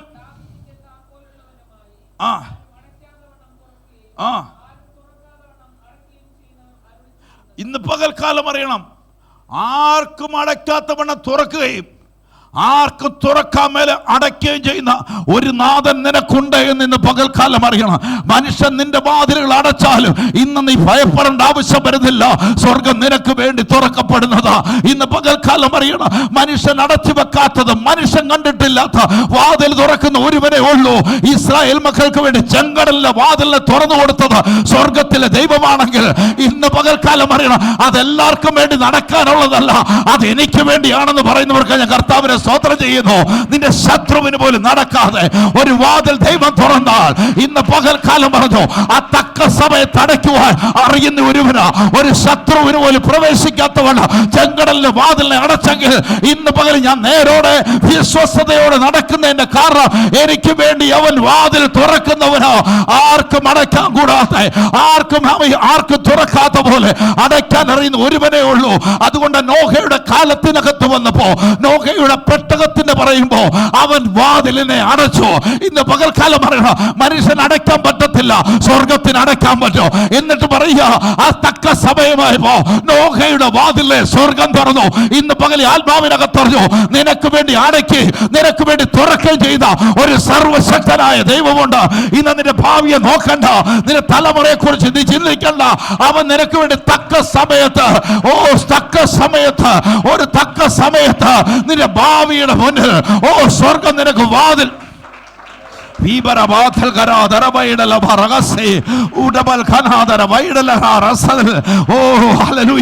മനുഷ്യൻ ചില വാതിലൊക്കെ പറയും കേട്ടോ, നിന്റെ ഭാവി അടഞ്ഞുപോയി, നിന്റെ കുഞ്ഞുങ്ങളുടെ ഭാവി അടഞ്ഞുപോയി, ഇനി തുറക്കത്തില്ലെന്ന് പറയും. നിക്കട്ടെ സഹോദരോ, സ്വർഗം എനിക്കായി ചില വാതിലുകൾ തുറക്കാൻ പോകുക.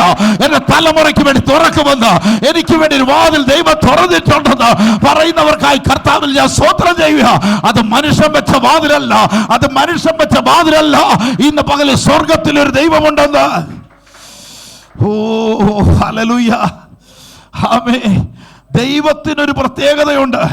യേശു കർത്താവിനെ ഗബദായുടെ കൽത്തളത്തിൽ അടിച്ച് തകർത്ത് കളഞ്ഞിട്ട് യേശു കർത്താവിനെ ഗോഗുൽത്താ മലയിലേക്ക് ഒരു ഭാരമേറിയ ക്രൂശ് കൊടുത്തു വിട്ടു.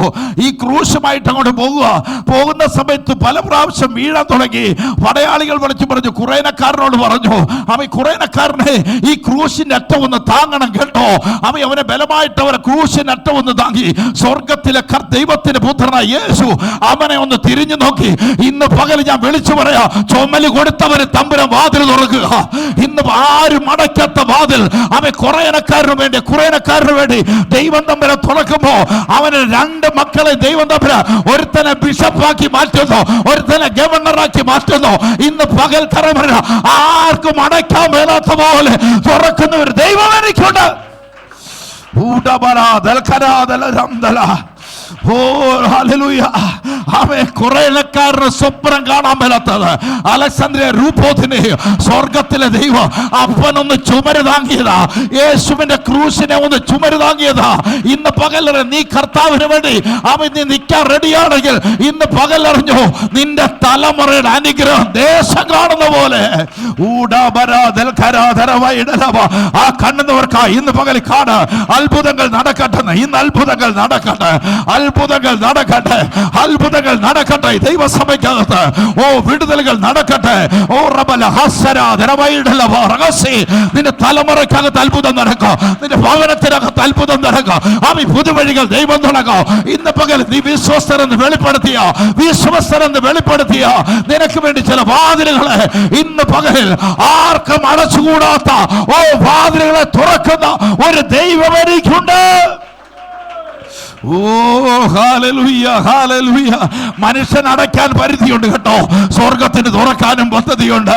മനുഷ്യൻ നിന്നെ അടച്ചു വെച്ചാൽ, പത്രോസ് നിന്നെ കാരാഗ്രഹത്തിനകത്താക്കി 2 ഗേറ്റുകൾ അടച്ച് പട്ടണത്തിന്റെ വാതില് അടച്ചാൽ, മനുഷ്യ നീ അടച്ചത് ഇത്രേ ഉള്ളൂ. സ്വർഗം തുറക്കാൻ പദ്ധതിയിട്ട നിന്റെ ഭാവിയുടെ മുന്നിൽ നിന്ന് വിളിച്ചു പറ, എനിക്ക് വേണ്ടി തുറക്കുന്ന ഒരു നല്ല കർത്താവ് എനിക്ക് അത് സ്വർഗത്തിലുണ്ട്. ഓ ഹല്ലേലൂയ. മനുഷ്യൻ നിന്റെ ഭാവിയെ നോക്കി പ്രവചിക്കോ, മനുഷ്യൻ നിന്റെ ഭാവിക്കകത്ത് നടക്കത്തില്ലെന്ന് പറയൂ. എന്ന പകൽ ഞാൻ വിളിച്ചു പറയാ, നീ കണ്ടിട്ടില്ലാത്ത മേഖലകളിൽ കൂടെ ഉടബൽ ഖനാദര വൈഡല പറകസി അവൻ നടത്തുവാൻ അറിയുന്ന ഒരു സ്വർഗത്തിലൊരു ദൈവമുണ്ടെന്ന്. ഓ സ്വർഗത്തിലൊരു ദൈവമുണ്ടെന്ന് അവന്റെ മുന്നിൽ ഞാൻ വിശ്വാസനെന്ന്. ഓ ഇന്ന് പകൽ വിളിച്ചു പറയുന്നവർക്ക് ഞാൻ കർത്താവിനെ സ്തോത്രം ചെയ്യുന്നു. എത്ര പേര് വിശ്വാസത്തോടെ വിളിച്ചു പറയുക ഹല്ലേലൂയ. എത്ര പേര് വിശ്വാസത്തിനകത്ത് വിളിച്ചു പറയുക, എനിക്കൊരു സ്വർഗത്തിൽ ഒരു ദൈവമുണ്ട്. അതുകൊണ്ട് പറ, സത്യവാനും ദാവീദിന്റെ താക്കോലുള്ളവനുമായി ആരും അടയ്ക്കാത്തവണ്ണം തുറക്കുകയും ആര് തുറക്കാത്തവണ്ണം അടയ്ക്കുകയും ചെയ്യുന്ന ഒരു നല്ല കർത്താവുണ്ടെന്ന് പറയുന്നവർക്കായി ഞാൻ കർത്താവിനെ സ്തോത്രം ചെയ്യുക. ഹല്ലേലൂയ. യോഹന്നാനെ 94-ാമത്തെ വയസ്സിൽ ഡൊമസ്റ്റൻ ചക്രവർത്തി പിടിച്ചുകൊണ്ടത് ഈർച്ചവാളിന്റെ മധ്യത്തിൽ വെച്ച് ശരീരത്തിൽ കൂടെ കീറി. ഓ ജനം നോക്കി നിൽക്കുക, ഇപ്പൊ യോഹന്നാനെപ്പോലെ മരിച്ചു പോകും, ഒന്നും സംഭവിക്കത്തില്ല. കാരണം എന്നാന്നറിയോ, ആരുള്ള വിളിയുണ്ടെന്ന് ഇന്ന് പകൽ അറിഞ്ഞോണം. ആരാണ് നിന്നെ തമ്പുരാൻ തെരഞ്ഞെടുത്തെന്ന് അറിഞ്ഞോണം. അതിനുശേഷം തിളച്ച എണ്ണയ്ക്കകത്തോട്ടിട്ടു യോഹന്നാൻ കിടന്ന് നല്ലവണ്ണം ഉറങ്ങുക. കാരണം എന്നാന്നറിയോ, വിളിയുള്ളവൻ ഇന്ന് ധൈര്യമായിട്ടിരുന്നു, നിന്റെ മേലൊരു വാഗ്ദത്തമുണ്ട് കേട്ടോ. യോഹന്നാനോട് പറഞ്ഞു, ദൈവം തമ്പുരാൻ വിളിച്ചപ്പം പറഞ്ഞു, യോഹന്നാനെ മാറോട് ചേർന്ന് നടന്നു, യോഹന്നാനെ നിന്നെ കൊണ്ട് ഞാൻ വെളിപ്പാട് എഴുന്നേൽപ്പിക്കാം. മനുഷ്യൻ നിന്നെ തീ മനുഷ്യൻ നിന്നെ മോശമെന്ന് പറഞ്ഞാൽ, മനുഷ്യൻ നിന്നെ അകറ്റി നിർത്തിയാൽ ചേർത്ത് നിർത്തുന്ന ഒരു ദൈവത്തെയോ ഇന്ന് പകൽ ഞാൻ പ്രസംഗിക്കുന്നത്. യേശു പറയുക, അത് കഴിഞ്ഞ് പത്മോസിന്റെ തീരത്തേക്ക് യോഹന്നാൻ യോഹന്നാനെ വലിച്ചെറിയുന്നു. പത്മോസ് കൊണ്ട് മനുഷ്യന്റെ ജീവിതം അവസാനിക്കുക, പത്മോസ് കൊണ്ട് മനുഷ്യനെ കഴുകന്മാർ കൊത്തിത്തില്ല.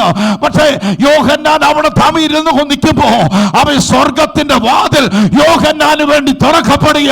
ഇന്ന് നീ കഷ്ടതയ്ക്കാത്തൂടാണോ, കണ്ണുനീരിക്കൂടാണോ വഴി അടഞ്ഞെന്ന് പറയുന്നുണ്ടോ? ഇന്ന് നിനക്ക് വേണ്ടി സ്വർഗം തുറക്കോ. ഇന്ന് പകൽ നിന്റെ ഭാവിയെ കുറിച്ച് നീ വ്യാകുലപ്പെടുന്നുണ്ടോ? ഇന്ന് പകൽ ആത്മഖണ്ഡിനകത്ത് വിളിച്ചു പറ, എനിക്ക് സ്വർഗം തുറക്കപ്പെടാൻ പോകുക.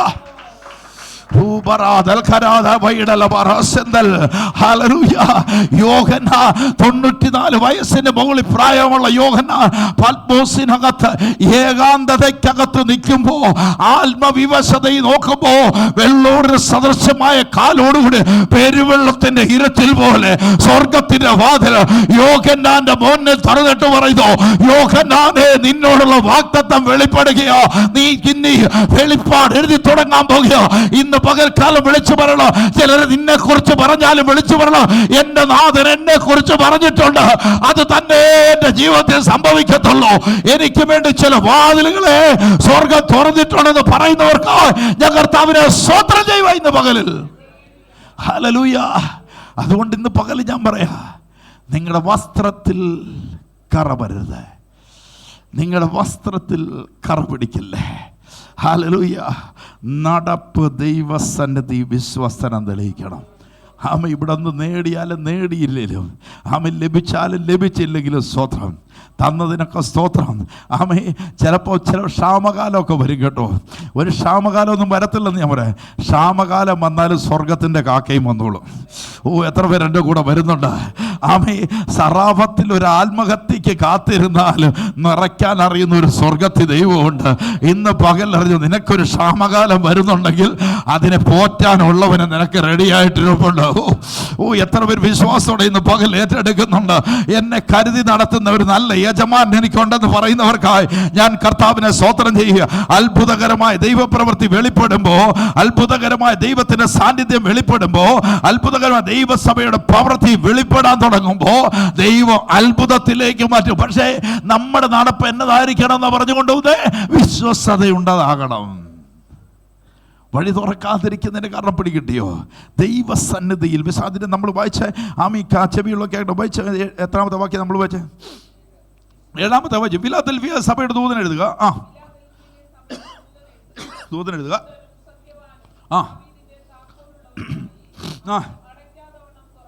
ചെയ്യുന്നവൻ ഞാൻ നിന്റെ പ്രവൃത്തിയെ അറിയുന്നു. ഇവിടെയാ വിഷയം വന്നേ. ഇതാ ഞാൻ നിന്റെ മുമ്പിൽ ഒരു വാതിൽ തുറന്നു വെച്ചിരിക്കുന്നു. അപ്പൊ ദൈവം എന്ത് ചെയ്തിട്ട് തുറക്കത്തുള്ളൂ? പ്രവൃത്തി നോക്കിയിട്ട് തുറക്കും ദൈവം. ദൈവം പ്രവൃത്തി നോക്കി. പുറത്തെ വാക്യത്തിൽ വന്നോ പ്രവൃത്തി നോക്കിയപ്പോ എന്നാ നീ വിശ്വസ്തനാണ് ദൈവം കണ്ടില്ല. അതുകൊണ്ട് എന്ത് ചെയ്യാൻ പറഞ്ഞു? മാനസാന്തരപ്പെട്ടോളാൻ പറഞ്ഞു. ഇവിടെ വന്നിട്ട് പറയുക പ്രവൃത്തി അറിയുന്നു. ഇതാ ഞാൻ നിന്റെ മുൻപിൽ ഒരു വാതിൽ തുറന്നു വെച്ചിരിക്കുന്നു, അതാർക്കും അടച്ചുകൂടാ. നിനക്കല്പമേ ശക്തിയുള്ളൂവെങ്കിലും. ഇവിടെയൊക്കെയാണ് കാക്കേണ്ട കാര്യങ്ങൾ. എൻ്റെ ആരോഗ്യം എൻ്റെ ശക്തിയൊന്നുമല്ല. എൻ്റെ സ്വപ്നങ്ങൾ അവസാനിച്ചു പോയെന്ന് പറയുന്നവർക്കായി കർത്താവിനെ സ്തോത്രം ചെയ്യുക. നമ്മുടെ വിദ്യാഭ്യാസ കാലത്ത് നമ്മൾ ബിസിനസ് ചെയ്യാൻ തുടങ്ങുമ്പോഴൊക്കെ സ്വപ്നങ്ങളുണ്ടായിരുന്നു, ഇല്ലേ? ഇല്ലായിരുന്നു. ഒരു ബിസിനസ് ചെയ്യാൻ തുടങ്ങുമ്പോൾ ഒരു സ്വപ്നമില്ലായിരുന്നോ? ഒരു ജോലി ചെയ്യുമ്പോൾ ഒരു സ്വപ്നമില്ലായിരുന്നു. എന്നൊരു സ്വപ്നത്തെ അങ്ങ് പൂർത്തീകരിച്ചോ? ആ സ്വപ്നമൊക്കെ എവിടെ തീർന്നു? ഈ സ്വപ്നം മുഴുവൻ അവസാനിച്ചു. അവസാനിച്ചെടുത്തുനിന്ന് ഒരുത്തനങ്ങ് തുടങ്ങി. കർത്താവ് അവിടെ നിർത്തി അങ്ങ് സ്വപ്നം തുടങ്ങുക. ആരുടെ സ്വപ്നം ഇനി വരാൻ പോകുന്നേ? കർത്താവിന് എൻ്റെ മേലുള്ള സ്വപ്നം വരാൻ പോവുക. വിശ്വസിച്ച് ഏറ്റെടുക്കുന്നവർക്കാണ് ഞാൻ കർത്താവിനെ സ്തോത്രം ചെയ്യുക. മനുഷ്യൻ കണ്ട സ്വപ്നമല്ല ദൈവം നിനക്കായിട്ടിരിക്കുന്നത്. മനുഷ്യൻ കണ്ട ദർശനമല്ല ദൈവം നിനക്കായി ഇടാൻ പോകുന്നത്. അതുകൊണ്ട് പറഞ്ഞു നിനക്ക് നിന്റെ കഴിവൊന്നും ഇതിനകത്ത് വിഷയമല്ല. ഇവിടെ പറയുന്നു നിനക്ക് അല്പമേ ശക്തിയുള്ളെങ്കിലും നീ എൻ്റെ വചനം കാത്തു. ഇത് നമ്മുടെ ജീവിതത്തിനകത്ത് വരുത്തണം. ഒന്ന് എന്ത് ചെയ്യണം? വചനത്തിൽ എന്ത് ചെയ്യണം? നിലനിൽക്കണം. എൻ്റെ നാമം എന്ത് ചെയ്യരുത്? നിഷേധിക്കല്ലേ. വാതിൽ തുറക്കണമെന്ന് വരും. തുറക്കാതിരിക്കുന്നതിൽ കാരണം ഈ ഭാഗങ്ങളാണ്. അതുകൊണ്ടാണ് പുറത്തെ വാക്യം പറഞ്ഞത് എന്ത് ചെയ്യണം? മാനസാന്തരപ്പെട്ടോളാണ് പറഞ്ഞത് അല്ലേ. അപ്പോൾ നമുക്കൊരു രൂപാന്തരം വരുത്തിയാൽ ദൈവം അനുഗ്രഹിക്കാനും ദൈവം തയ്യാറാണ്. അപ്പം നമ്മുടെ അനുഗ്രഹം തടയപ്പെട്ടു പോകുന്നതിൻ്റെ കാരണം എന്നിട്ട് പറയുക, നീ ഇതൊക്കെ കാക്കുകയാണെങ്കിൽ, നീ വിശ്വസത്തോടെ നിൽക്കുകയാണെങ്കിൽ, ആരും അടച്ചുകൂടാത്ത വാതിൽ നിനക്ക് വേണ്ടി ഞാൻ തുറന്നു തരും. എത്ര പേര് വിശ്വാസത്തോടെ ഏറ്റെടുക്കാൻ തയ്യാറാകുന്നുണ്ട്? ഏറ്റെടുക്കുന്നവർ. അതുകൊണ്ട് പറയാം, ശക്തിയുള്ളൂ. എങ്കിലും എൻ്റെ വചനം കാത്തു, എൻ്റെ നാമം എന്ത് ചെയ്തില്ല? നീ നിഷേധിച്ച് കളയാത്തത് കൊണ്ട്.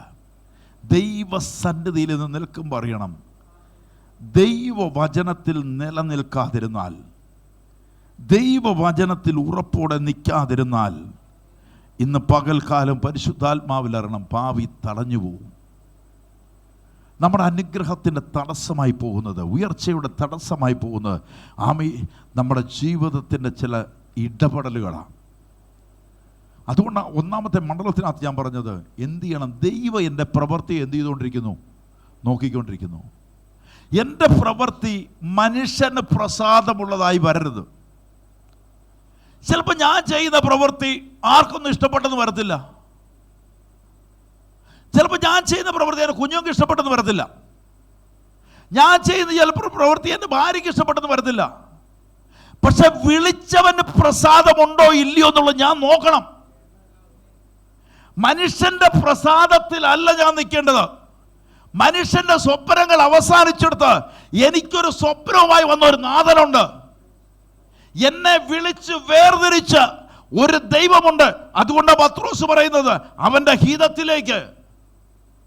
അതുകൊണ്ട് പത്രോസ് പറയുന്നു, ഞാൻ നിന്നോടുകൂടി മരിക്കുവാനും തയ്യാറാ. അപ്പൊ ആരിലേക്ക് നമ്മൾ വരണം? ക്രിസ്തുവിലേക്ക് വരണം. ആരുടെ നടത്തിപ്പിലേക്ക് വരണം? പരിശുദ്ധാത്മാവ് സകല വഴികളെയും നിങ്ങൾക്ക് തുറന്നു വരും.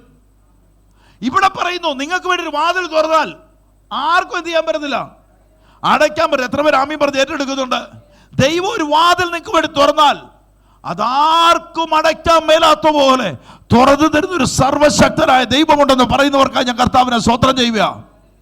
അപ്പൊ ദൈവം ഉറ്റുനോക്കുന്ന കാര്യങ്ങൾ പറയുന്നു. ഞാൻ നിന്റെ പ്രവൃത്തി അറിയുന്നു. ഒന്ന്. രണ്ടാമത്തെ പറയുന്നു, നീ എൻ്റെ വചനത്തെ എന്ത് ചെയ്യുന്നു? നീ എൻ്റെ വചനം കാത്തു. 3, എൻ്റെ നാമം നിഷേധിച്ചില്ല. 3 കാര്യങ്ങൾ.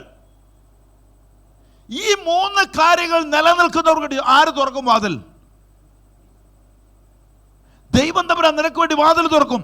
അതിന്റെ തുടക്കത്തിലാത്ത വാക്യം വന്നപ്പോഴോ, വെളിപ്പാട് പുസ്തകത്തിന്റെ തുടക്കത്തിലെ വാക്യം ഒന്ന് വായിച്ചേ. 3-ാമത്തെ വാക്യം, 3-ാം അധ്യായത്തിന്. ആകയാൽ നീ പ്രാപിക്കുകയും കേൾക്കുകയും ചെയ്തത്. അപ്പൊ നീ പ്രാപിച്ചതാണ്, കേട്ടതാണ്, എങ്ങനെയെന്ന് ഓർത്ത് അത് കാത്തുകൊള്ളണം. എന്നിട്ട് പറയാ എന്ത് ചെയ്യാനാ പറഞ്ഞേ? വാതിൽ തുറക്കാതിരിക്കുന്നതിന്റെ കാരണം എന്തില്ലാത്തതുകൊണ്ടാ? പിടികിട്ട് തുറക്കാൻ ഞാൻ കർത്താവിനെ സ്തോത്രം ചെയ്യുക. അപ്പൊ എന്നെ ഉറ്റുനോക്കുന്ന ഒരാളുണ്ട്.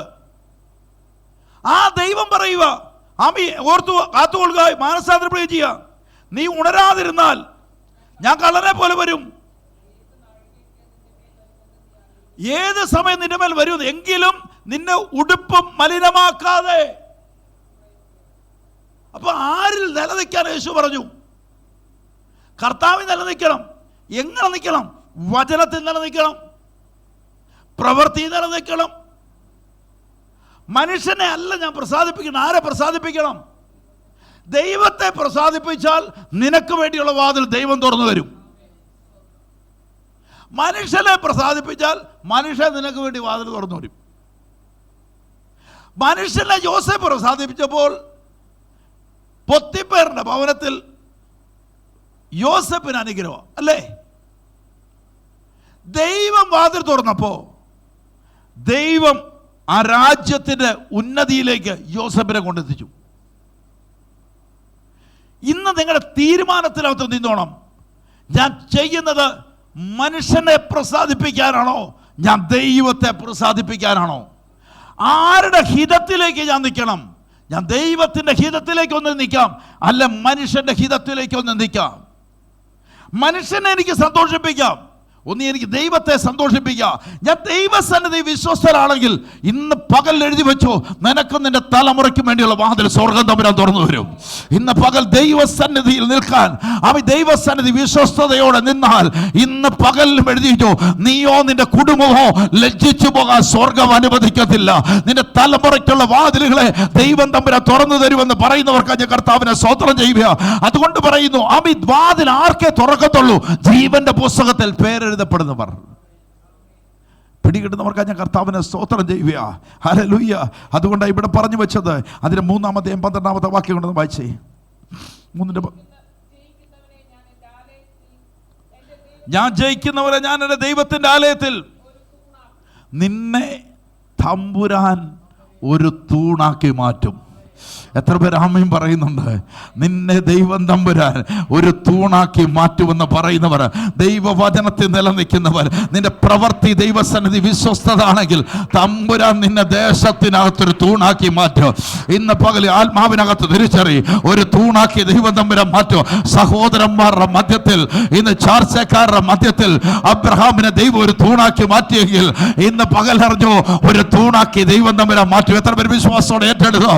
ദൈവം നിന്നെ ഒരു തൂണാക്കി മാറ്റും. നിന്റെ ഭവനത്തിനകത്ത്, നിന്റെ ചാർച്ചക്കാരുടെ ഇടയിൽ, നിന്റെ പിതൃഭവനത്തിൽ, ഇന്ന് പകൽ ദൈവസഭയ്ക്കകത്ത്, ഇവിടെ പറയുന്ന ആലയത്തിനകത്ത്, ഇവിടെ പറയുന്ന വാക്ക് നിങ്ങൾ ശ്രദ്ധിച്ചേ. 15-ാമത്തെ വാക്യം പറയുക, ജയിക്കുന്നവനെ. കണ്ടോ? ജയിക്കുന്നവനെ.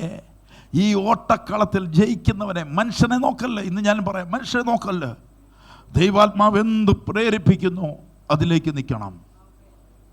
ഇന്ന് പകൽക്കാലം പറഞ്ഞ ഈ കൊട്ടും പാട്ടും തകലും എല്ലാം തീരും. ഇവിടെ കിടക്കുന്ന കമ്മറ്റി മടിയും പിടി എല്ലാം കഴിയും. പക്ഷെ ഒരു നാളിൽ ഈ രക്ഷകൻ മേരാരൂഢനായി ആകാശത്തിൽ വെളിപ്പെടും. ഇന്ന് വിശ്വസ്ത ദാസനെ എന്നുള്ള പേർ നിനക്ക് കേൾക്കാൻ പറ്റിയില്ലെങ്കിൽ, നീ ഇവിടെ ഉണ്ടാക്കി വെച്ച കാറും ഇവിടെ ഉണ്ടാക്കി വെച്ച ബംഗ്ലാവും ഇവിടെ വാരിക്കൂട്ടിയ സ്വത്തും ഒന്നും നിനക്ക് പ്രയോജനം ചെയ്യത്തില്ല. ആമേ, അവിടെ ഇതൊന്നും വില പോകത്തില്ല. വില പോകുന്ന ഒന്നേ ഉള്ളൂ, നിന്റെ പ്രവൃത്തി. ഇന്ന് പകൽക്കാലം പറഞ്ഞ നിന്റെ പ്രവൃത്തി ദൈവസന്നിധി വിശ്വസ്തതയാണെങ്കിൽ ഇന്ന് അതുകൊണ്ടാണ് പറയുന്നത്, ഈ ഓട്ടക്കളത്തിൽ ഓടി വിജയിച്ചവനെ പറയുക, ജയിക്കുന്നവനെ ഞാൻ എൻ്റെ ദൈവത്തിൻ്റെ ആലയത്തിലെ തൂണാക്കി മാറ്റുവൻ. ഇന്ന് പകൽ തീരുമാനം നിങ്ങളുടേതാ. ദൈവസന്നിധി നിൽക്കുന്ന വിശ്വസ്തയോടെ നിൽക്കണം. കഴിഞ്ഞ ദിവസം ആത്മാവിനോട് ഇടപെട്ടതാ. ഞാൻ വെളിപ്പാട് പുസ്തകം ഇന്ന് വരെ തൊട്ടിട്ടില്ല, തൊടാൻ ദൈവം എന്നോട് പറഞ്ഞുകൊണ്ടാണ്. വെളിപ്പാട് പുസ്തകം എടുത്ത് എനിക്ക് പ്രസംഗിക്കാനും അറിയത്തില്ല, പക്ഷെ കർത്താവ് എന്നോട് പറഞ്ഞതാ, ഒട്ടക്കളത്തിൽ ഓടുന്നെങ്കിൽ വിശ്വസ്തയോടെ ഓടണം. വിശ്വസ്തയോടണം. നിന്റെ പ്രവൃത്തി എൻ്റെ പ്രവൃത്തി ഒരുപോലാകണം. ആമേ, എൻ്റെ ചിന്തയും നിൻ്റെ ചിന്തയും ഒരുപോലാകണം. ആമേ, ഇന്ന് പകലെ ആത്മാവിനകത്ത് ഒന്നിനെയും വേർതിരിച്ച് കാണരുത്. എല്ലാവരും യേശു സ്നേഹിച്ച പോലെ സ്നേഹിക്കാൻ പഠിക്കണം. ഒരുപാട് കാര്യങ്ങൾ എന്നോട് ദൈവത്തിൻ്റെ ആത്മാവിൻ്റെ ഇടപെടലുണ്ടായിരുന്നു. എന്ന് ആമേ, ഇന്ന് പകൽക്കാലം പരിശുദ്ധാത്മാവിനകത്ത് നിങ്ങൾ അറിയണം. ഇതുകൊണ്ടാണ് പൗലോസ് പറഞ്ഞത്. പൗലോസ് പറയുന്നൊരു ഭാഗമുണ്ടല്ലോ. പൗലോസ് പറയും, ഇതെല്ലാം ചപ്പന്നും ചവറന്നും ഞാൻ എണ്ണുവാൻ കാരണം ആമേ, അന്ത്യത്തോളം എന്നെ കാക്കുന്ന ഒരു നല്ല കർത്താവാണ്. എത്ര ഒരു വിശ്വാസം വിളിച്ചു പറയുന്നുണ്ട്, അന്ത്യത്തോളം എന്നെ കാത്തു പരിപാലിക്കുന്ന ഒരു നല്ല യേശു കർത്താവിന് എനിക്കുണ്ട് എന്ന് പറയുന്നുണ്ടോ. അതുകൊണ്ട് യെശയ്യാ പ്രവാചകന്റെ പുസ്തകം 55-ാം അധ്യായത്തിന് 8-9 വാക്യം ഒന്ന് എടുത്ത് പെട്ടെന്ന് അവിടെ എടുത്തുനിന്ന് വായിച്ച് പ്രാർത്ഥിക്കാൻ പോയി. യെശയ്യാ പ്രവാചകന്റെ പുസ്തകം 55-ാം അധ്യായം അതിൻ്റെ 8-9 വാക്യങ്ങളിൽ. യെശയ്യാ പ്രവാചകന്റെ പുസ്തകം 55-ാം അധ്യായം. ദൈവത്തിന്റെ വിചാരങ്ങൾ നിങ്ങളുടെ വിചാരങ്ങളല്ല, ദൈവത്തിന്റെ വഴി നിങ്ങളുടെ വഴികളുമല്ല. യഹോവ അരുളിച്ചെയ്യുന്നു, ആകാശം ഭൂമിക്കും ഇത് ഉയർന്നിരിക്കുന്ന പോലെ എന്റെ വഴികൾ നിങ്ങളുടെ വഴികളിലും. അപ്പം കർത്താവിന്റെ വിചാരം, എന്നെ കുറിച്ചുള്ള വിചാരങ്ങളും കർത്താവിന് എന്നെ കുറിച്ചുള്ള വഴികളും എങ്ങനെ ഇരിക്കുന്നേ? എന്നെ ചിന്തിച്ചതിനേക്കാൾ വലുത് എന്നെ കുറിച്ച് ചിന്തിക്കുന്ന ഒരു നല്ല അപ്പൻ എനിക്ക് സ്വർഗത്തിലുണ്ട്. എത്ര പേർ ആമേൻ പറഞ്ഞു?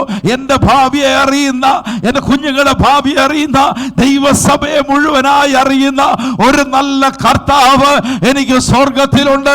ആമേൻ. ഉയർത്തപ്പെടുവാനുള്ളത് അവന്റെ നാമത്തെ മാത്രമേ ഉള്ളൂ എന്ന് പറയുന്നവർക്ക് ഞാൻ കർത്താവിനെ സ്തോത്രം ചെയ്യുക.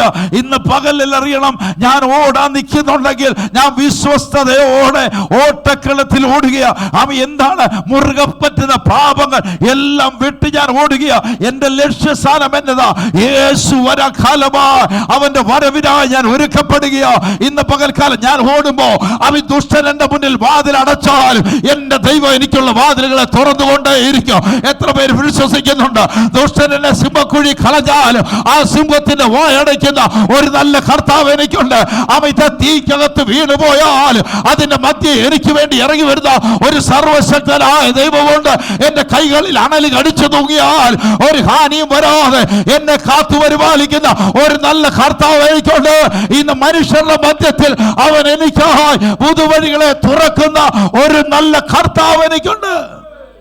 ഹല്ലേലൂയ. ഇന്ന് പകലിലും അറിയണം, ആമേൻ, ഞാൻ ദൈവസന്നിധിയിൽ നിൽക്കുന്നത് ആമേൻ എന്തിൻ്റെയും ഓഹരി പറ്റാനാകല്ല. ഇന്ന് പകൽക്കാലം പറയാം, എത്ര ക്ഷാമകാലം വന്നാലും എത്ര പ്രതികൂലം വന്നാലും മനുഷ്യൻ്റെ മുന്നിൽ ഒരുപോലെ കൈനീട്ടാൻ ദൈവം അനുവദിച്ചിട്ടില്ല. ഈ പ്രതികൂലങ്ങൾ വരത്തില്ലെന്ന് ഞാൻ പറയത്തില്ല, പ്രതിസന്ധികൾ വരത്തില്ലെന്ന് ഞാൻ പറയത്തില്ല. ഇതൊക്കെ വന്നാൽ അതിൻ്റെ മധ്യത്തിൽ ദൈവം നിനക്ക് വേണ്ടി വാതിൽ തുറക്കും. എത്ര പേര് വിശ്വസിക്കുന്നു? ദൈവസന്നിധി വിശ്വസ്തയോടെ നിന്നാൽ ഇന്ന് പകലിൽ പരിശുദ്ധാത്മാവിൽ അറിയാം, നിനക്കായുള്ള വാതിലുകളെ ദൈവം തമ്മിലെ തുറക്കും. എത്ര പേര് വിശ്വാസത്തോടെ ഏറ്റെടുത്ത് വിളിച്ചു പറയും? അതുകൊണ്ടാണ് പറഞ്ഞേ, തിമോത്തിയോസിനോട് പറയുന്ന പൗലോസ് പറയുക, അത് നിമിത്തം തന്നെ ഞാൻ ഇതൊക്കെ സഹിക്കുന്നു. പൗലോസ് പറയാ, ഇതൊക്കെ ഞാൻ സഹിക്കുന്നു, എങ്കിലും ഞാൻ ലജ്ജിക്കുന്നില്ല. ഞാൻ ആരെ വിശ്വസിച്ചിരിക്കുന്നു എന്നറിയുന്നു, അവൻ എനിക്ക് ഉപനിധിയായവനാ. ഇന്ന് പകൽക്കാലം പറയണോ, ഏത് സാഹചര്യങ്ങൾ എൻ്റെ ജീവിതത്തിൽ വന്നാൽ ഞാൻ ലജ്ജിക്കാൻ ഇടവരാത്ത എൻ്റെ ഉപനിധിയായ ഒരു കർത്താവ് എനിക്കുണ്ട്. ഇന്ന് പകൽക്കാലം പറയാ, നീയോ നിന്റെ കുടുംബമോ ലജ്ജിക്കാൻ ദൈവം അനുവദിക്കത്തില്ല.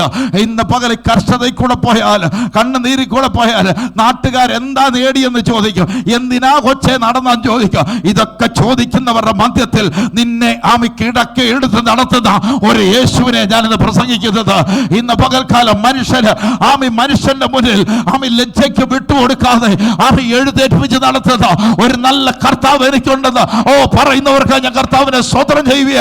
എനിക്ക് വേണ്ടി പാതകളെ ഒരുക്കുന്ന, എനിക്ക് വേണ്ടി വഴികളെ ഒരുക്കുന്ന ഒരു ദൈവത്തിന് ദൂതന്മാരുണ്ടെന്ന് പറയുന്നവർക്ക് ഞാൻ കർത്താവിനെ സ്തോത്രം ചെയ്യുക.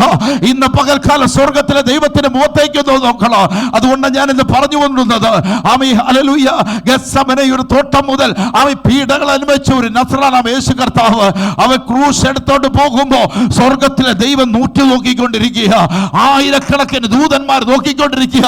യേശുവിന്റെ ക്രൂശ് താങ്ങാനായിട്ട് ഒരു ദൂതന് വേണേൽ ഇറങ്ങി വരാം. പക്ഷെ അവർ കണ്ടതെന്നറിയോ? ഒരു കുറേനക്കാരന് വേണ്ടി സ്വർഗം ഒരു വാതിൽ തുറന്നു വെച്ചാൽ ഇന്ന് പകൽ അറിഞ്ഞോണോ, ദൈവം ചില പദ്ധതികൾ ഒരുക്കി വെച്ചിരിക്കുക. ദൂതന്മാർ മാറിയിരിക്കുന്നതിന് കാരണം എന്നാണെന്നറിയോ? നിനക്കും നിന്റെ തലമുറയ്ക്ക് വേണ്ടി ദൈവം ചില വാതിലുകളെ തുറക്കുവാനെന്ന് വിശ്വസിക്കുന്ന ഹല്ലേലൂയ, ഹല്ലേലൂയ, ഹല്ലേലൂയ, ഹല്ലേലൂയ, സ്തോത്രം. എന്റെ ചിന്തക്കകത്തിരുന്നുകൊണ്ട് ഞാൻ ചിന്തിച്ചു, ദൈവത്തിന്റെ പുത്രനായവൻ, ഭാരമേറിയ ക്രൂശുമായി പോകുന്നവൻ ഇടയ്ക്കിടയ്ക്ക് മറിഞ്ഞു വീഴുമ്പോ സ്വർഗത്തിലെ ദൂതനെ എന്തുകൊണ്ട് യഹോവയായ ദൈവം അയച്ചില്ല? തന്റെ പുത്രനല്ല ഈ ഭൂമി വീഴപ്പെടുന്നത്, തന്റെ പുത്രനല്ല ഈ മണ്ണിലേക്ക് വീഴപ്പെടുന്നത്. ആ ദൂതനെ ക്രൂശെന്ന് താങ്ങിയിരുന്നെങ്കിൽ എന്റെ കർത്താവിന്റെ ഭാരം കുറയത്തില്ലായിരുന്നോ എന്നൊക്കെ പൊട്ടനെ പോലെ ഞാൻ എന്റെ ഉള്ളിൽ ചിന്തിച്ചപ്പോ എന്നോട് ദൈവാത്മാവ് ഇടപെടൽ പറഞ്ഞിട്ട് പറയുക, കുഞ്ഞെ, അതിനു വേണ്ടിയല്ല, ഒരു കുറേനക്കാരനെ ഞാൻ കണ്ടിട്ടുണ്ട്. ഇന്ന് പകൽക്കാലം എന്നെ ദൈവം കണ്ടിട്ടുണ്ട്, എന്റെ തലമുറയെ ദൈവം തമ്മിലെ കണ്ടിട്ടുണ്ട്. ഇന്ന് പറയുന്നവർക്കായി ഞാൻ കർത്താവിനെ സ്തോത്രം ചെയ്യുക. ആ കുറേനക്കാരൻ ചെന്ന് ആ ക്രൂശിനെ പയ്യെ അങ്ങോട്ട് ചുമന്നപ്പോ, ഹല്ലേലൂയ, ആ ഗോകുൽത്താമല വരെ ചുമന്നിട്ടുള്ളൂ. ഇന്ന് നീ കർത്താവിന് വേണ്ടി ചുമട് കൊടുത്തവനാണോ? ഇന്ന് പകൽ എഴുതി വെച്ചോ, നിന്റെ തലമുറയെ നീ ഉറ്റു നോക്കിക്കോ. ഇന്ന് തലമുറയുടെ അനുഗ്രഹം നീ വഴി തുറക്കാൻ പോകുകയോ. ഇന്ന് പകൽക്കാലം പറയണോ, ഇന്ന് പകൽക്ക് അലക്സാന്ദ്രിയ രൂപത്തിനെയോ അന്ന് സ്വർഗത്തിലെ ദൈവം അവന്റെ അപ്പന ക്രൂശിനെ ചുമന്നപ്പോ സ്വർഗം കണ്ടു കഴിഞ്ഞ തലമുറയെ ഇന്ന് വിളിച്ചു പറയാ, അടച്ച വാതിലെ തുറക്കുന്ന ഒരു നല്ല കർത്താവുണ്ട്. നിന്റെ തലമുറയ്ക്ക് വേണ്ടി പ്രതീക്ഷിക്കാത്ത പോലെ ഒരിക്കലും ആ കുറേനക്കാരെ ചിന്തിക്കാൻ പറ്റിയിട്ടില്ല. അവന് വേണ്ടി ദൈവം തമ്പുരാൻ തുറന്നു വെച്ച് ഒരുത്തരെ ദൈവം തമ്പുരാൻ ബിഷപ്പാക്കി മാറ്റുമ്പോ ഒരുത്തരെ ഒരു രാജ്യത്തിന്റെ ഗവർണറാക്കി മാറ്റുകയാ. ഇന്ന് പകൽ അറിയണം, അവന്റെ കൂടെ നടന്ന പലരുമുണ്ട്. എന്നാൽ അവന് വേണ്ടി തുറന്ന ഒരു ദൈവമുണ്ടെങ്കിൽ ഇന്ന് പകലിൽ അറിഞ്ഞു വെച്ചോ, സ്വർഗത്തിൽ ദൂതന്മാരില്ലാഞ്ഞിട്ടല്ല, സ്വർഗത്തിൽ ദൈവത്തിന്റെ ദൂതന്മാരില്ലാഞ്ഞിട്ടല്ല, ഇന്ന് പകൽ നിന്നെ ദൈവം തമ്മിൽ നിർത്തിയത്. ഇന്ന് നിന്നെ ഇന്നിന്റെ തലമുറയിൽ ദേശത്തിനകത്ത് ദൈവം ഒരു അടയാളമാക്കാനാണെന്ന് പറയുന്നവർക്ക് ഞാൻ കർത്താവിനെ സ്വതന്ത്രം ചെയ്യുക.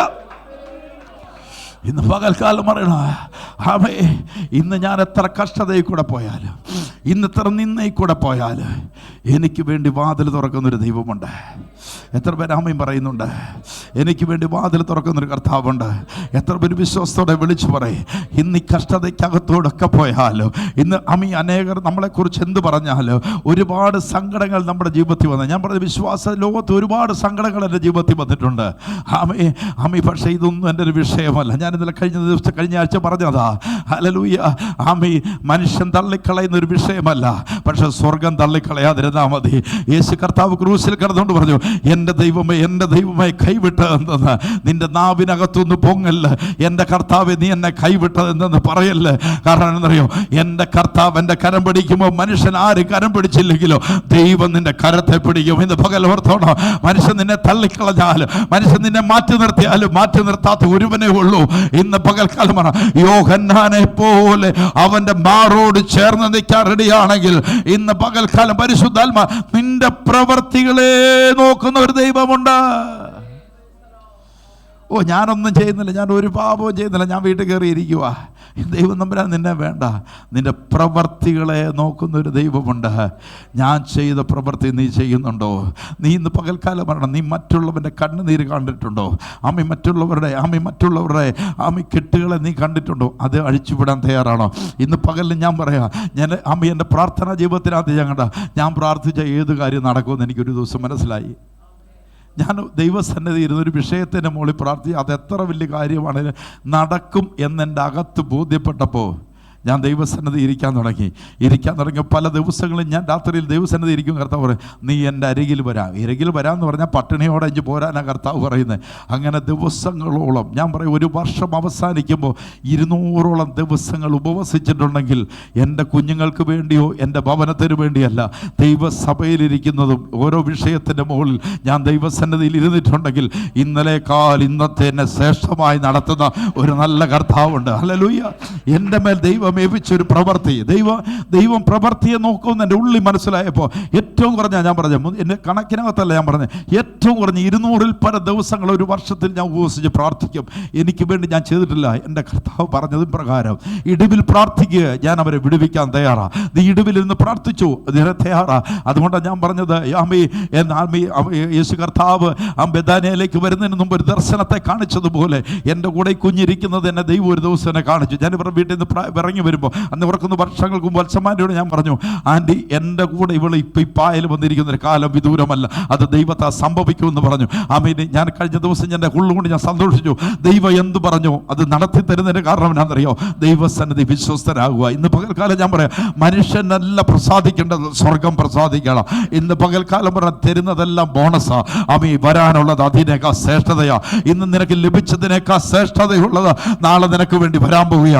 ആമീൻ. മനുഷ്യൻ മാറ്റി നിർത്തുന്നതിനപ്പുറം ദൈവം ചില വാതിലുകളെ തുറന്നുകൊണ്ട് വരുമെന്ന് പറയുന്നവർക്ക് ഞാൻ കർത്താവിനെ സ്തോത്രം ചെയ്യുന്നു. ഇനി നിന്റെ കൈകളിൽ അനേക കുടുംബങ്ങൾ വിടുവിക്കപ്പെടുവാനുണ്ട്. അല്ലെങ്കിൽ ഞാൻ ഈ കഴിഞ്ഞിടയ്ക്ക് ഒരു ദിവസം കർത്താവിനോട് ചോദിച്ചു, ശുശ്രൂഷകൾ അവസാനിച്ചത് എൻ്റെ അകത്ത് തോന്നാൻ തുടങ്ങി. എൻ്റെ ഉള്ളിൽ ഞാൻ അകത്തോട് ദൈവസന്നിധി മുഴങ്കാലം മടക്കി എന്നോട് ആരോ വിളിച്ചപ്പോൾ ഞാൻ പറഞ്ഞു, എൻ്റെ പരിപാടിയൊക്കെ തീരാൻ പോവുക, എൻ്റെ അവസ്ഥ മാറുക, എൻ്റെ ശരീരം പ്രതികരിക്കാൻ തുടങ്ങുന്നു, എൻ്റെ ശരീരത്തിൽ എന്തോ അവസ്ഥകൾ മാറാൻ പോവുക, ഒരു ശുശ്രൂഷ അവസാനിക്കാൻ പോവുക, അല്ലെങ്കിൽ എൻ്റെ വലുത് ഞാൻ പ്രാർത്ഥിക്കാതിരിക്കും ദൈവം പറഞ്ഞു അവസാനിച്ചിട്ടില്ല, ഇനി തുടങ്ങാൻ പോകുന്നതേ ഉള്ളൂ. അനേകർക്ക് വേണ്ടി നീ നിന്നെ മതിയാകത്തുള്ളൂ, അനേകർക്ക് വേണ്ടി ഉപവസിച്ചേ മതിയാകത്തുള്ളൂ, അനേകർക്ക് വേണ്ടി ഇന്ന് പകൽ ഞാൻ വിളിച്ചു പറയാം, ദൈവസന്നിധിയിൽ വിശ്വസ്തയോടെ നിന്നാൽ നീ നിന്റെ തലമുറയിൽ ഒരു അനുഗ്രഹമായി മാറുക തന്നെ. ഇത് മനുഷ്യനെ പ്രസാദിപ്പിക്കുവാനല്ല, ഈ ഭൂമിയിലുള്ള ഒന്നും നേടുവാൻ വേണ്ടിയല്ല. ഞാൻ അതുകൊണ്ട് പറയാം, സ്വപ്നങ്ങൾ ഈ ഭൂമിയിൽ ഇല്ല എനിക്ക്. അവൻ എന്റെ കർത്താവിന്റെ കൂടെയുള്ള ഇന്ന് പകൽ വിശ്വസിക്കുന്ന മാത്രം കർത്താവിനെ സ്വതന്ത്രം ചെയ്യും. എന്റെ രാജാവ് വരും, ഞാൻ അവനോടുകൂടെ കാണപ്പെടും. ആമ ഇന്ന് പകലിനെ പലതിനെ ചപ്പന്ന ചവറെന്ന് വേണ്ടി എന്റെ നല്ല പോർ പരിധി ഞാൻ എന്റെ ഓട്ടം തികയ്ക്കൂ എന്ന് പറയുന്നവർക്ക് ഞാൻ കർത്താവിനെ സ്വതന്ത്രം ചെയ്തു. ഇന്ന് പകൽക്കാലം പറയണം, മനുഷ്യൻ അടച്ചാലും മനുഷ്യൻ നിന്റെ മുന്നിൽ വാതിലടച്ചാലും എനിക്ക് വേണ്ടി തുറക്കുന്ന ഒരു കർത്താവുണ്ട്. ഇന്ന് പകൽക്കാലം ഞാൻ ബലഹീനനായിരിക്കുമ്പോഴും ബലവാനായ ഒരു ദൈവം എന്റെ കൂടെ ഉണ്ടെന്ന് പറയുന്നവർക്ക് ഞാൻ കർത്താവിനെ സ്തോത്രം ചെയ്യുന്നു. അത്ഭുതങ്ങളിൽ വിശ്വസിക്കുന്നവരോട് ഞാൻ പറയാം, ജീവിതത്തിന് വഴി തുറക്കുന്നവരോട് ഞാൻ പറയാം, ഒന്നും നോക്കാതെ, മനുഷ്യനെ നോക്കാതെ എന്താണ് കർത്താവ് പറയുന്നത് ആ വഴി നീ നടന്ന് വിശ്വസ്തയോടെ നടത്താൽ നീയോ നിന്റെ തലമുറയോ ലജ്ജിച്ചു പോകാൻ ദൈവം അനുവദിക്കത്തില്ല. എത്ര പേരാമീൻ പറയുന്നുണ്ട്? അതുകൊണ്ട് പറഞ്ഞ എൻ്റെ വചനത്തെ കാക്കുകയും ഞാൻ പറഞ്ഞ പ്രവൃത്തിയിൽ നീ നിൽക്കുകയും യേശു ചെയ്ത പ്രവൃത്തി നിൽക്കുകയും യേശു വചനം കാത്തപോലെ വചനം കാക്കുകയും ചെയ്താൽ നിനക്ക് വേണ്ടി സ്വർഗം ചില വാതിലുകളെ തുറക്കും. എല്ലാ കണ്ണുകളും ദൈവസന്നിധിയിൽ അടയട്ടെ. Father, I thank you Lord.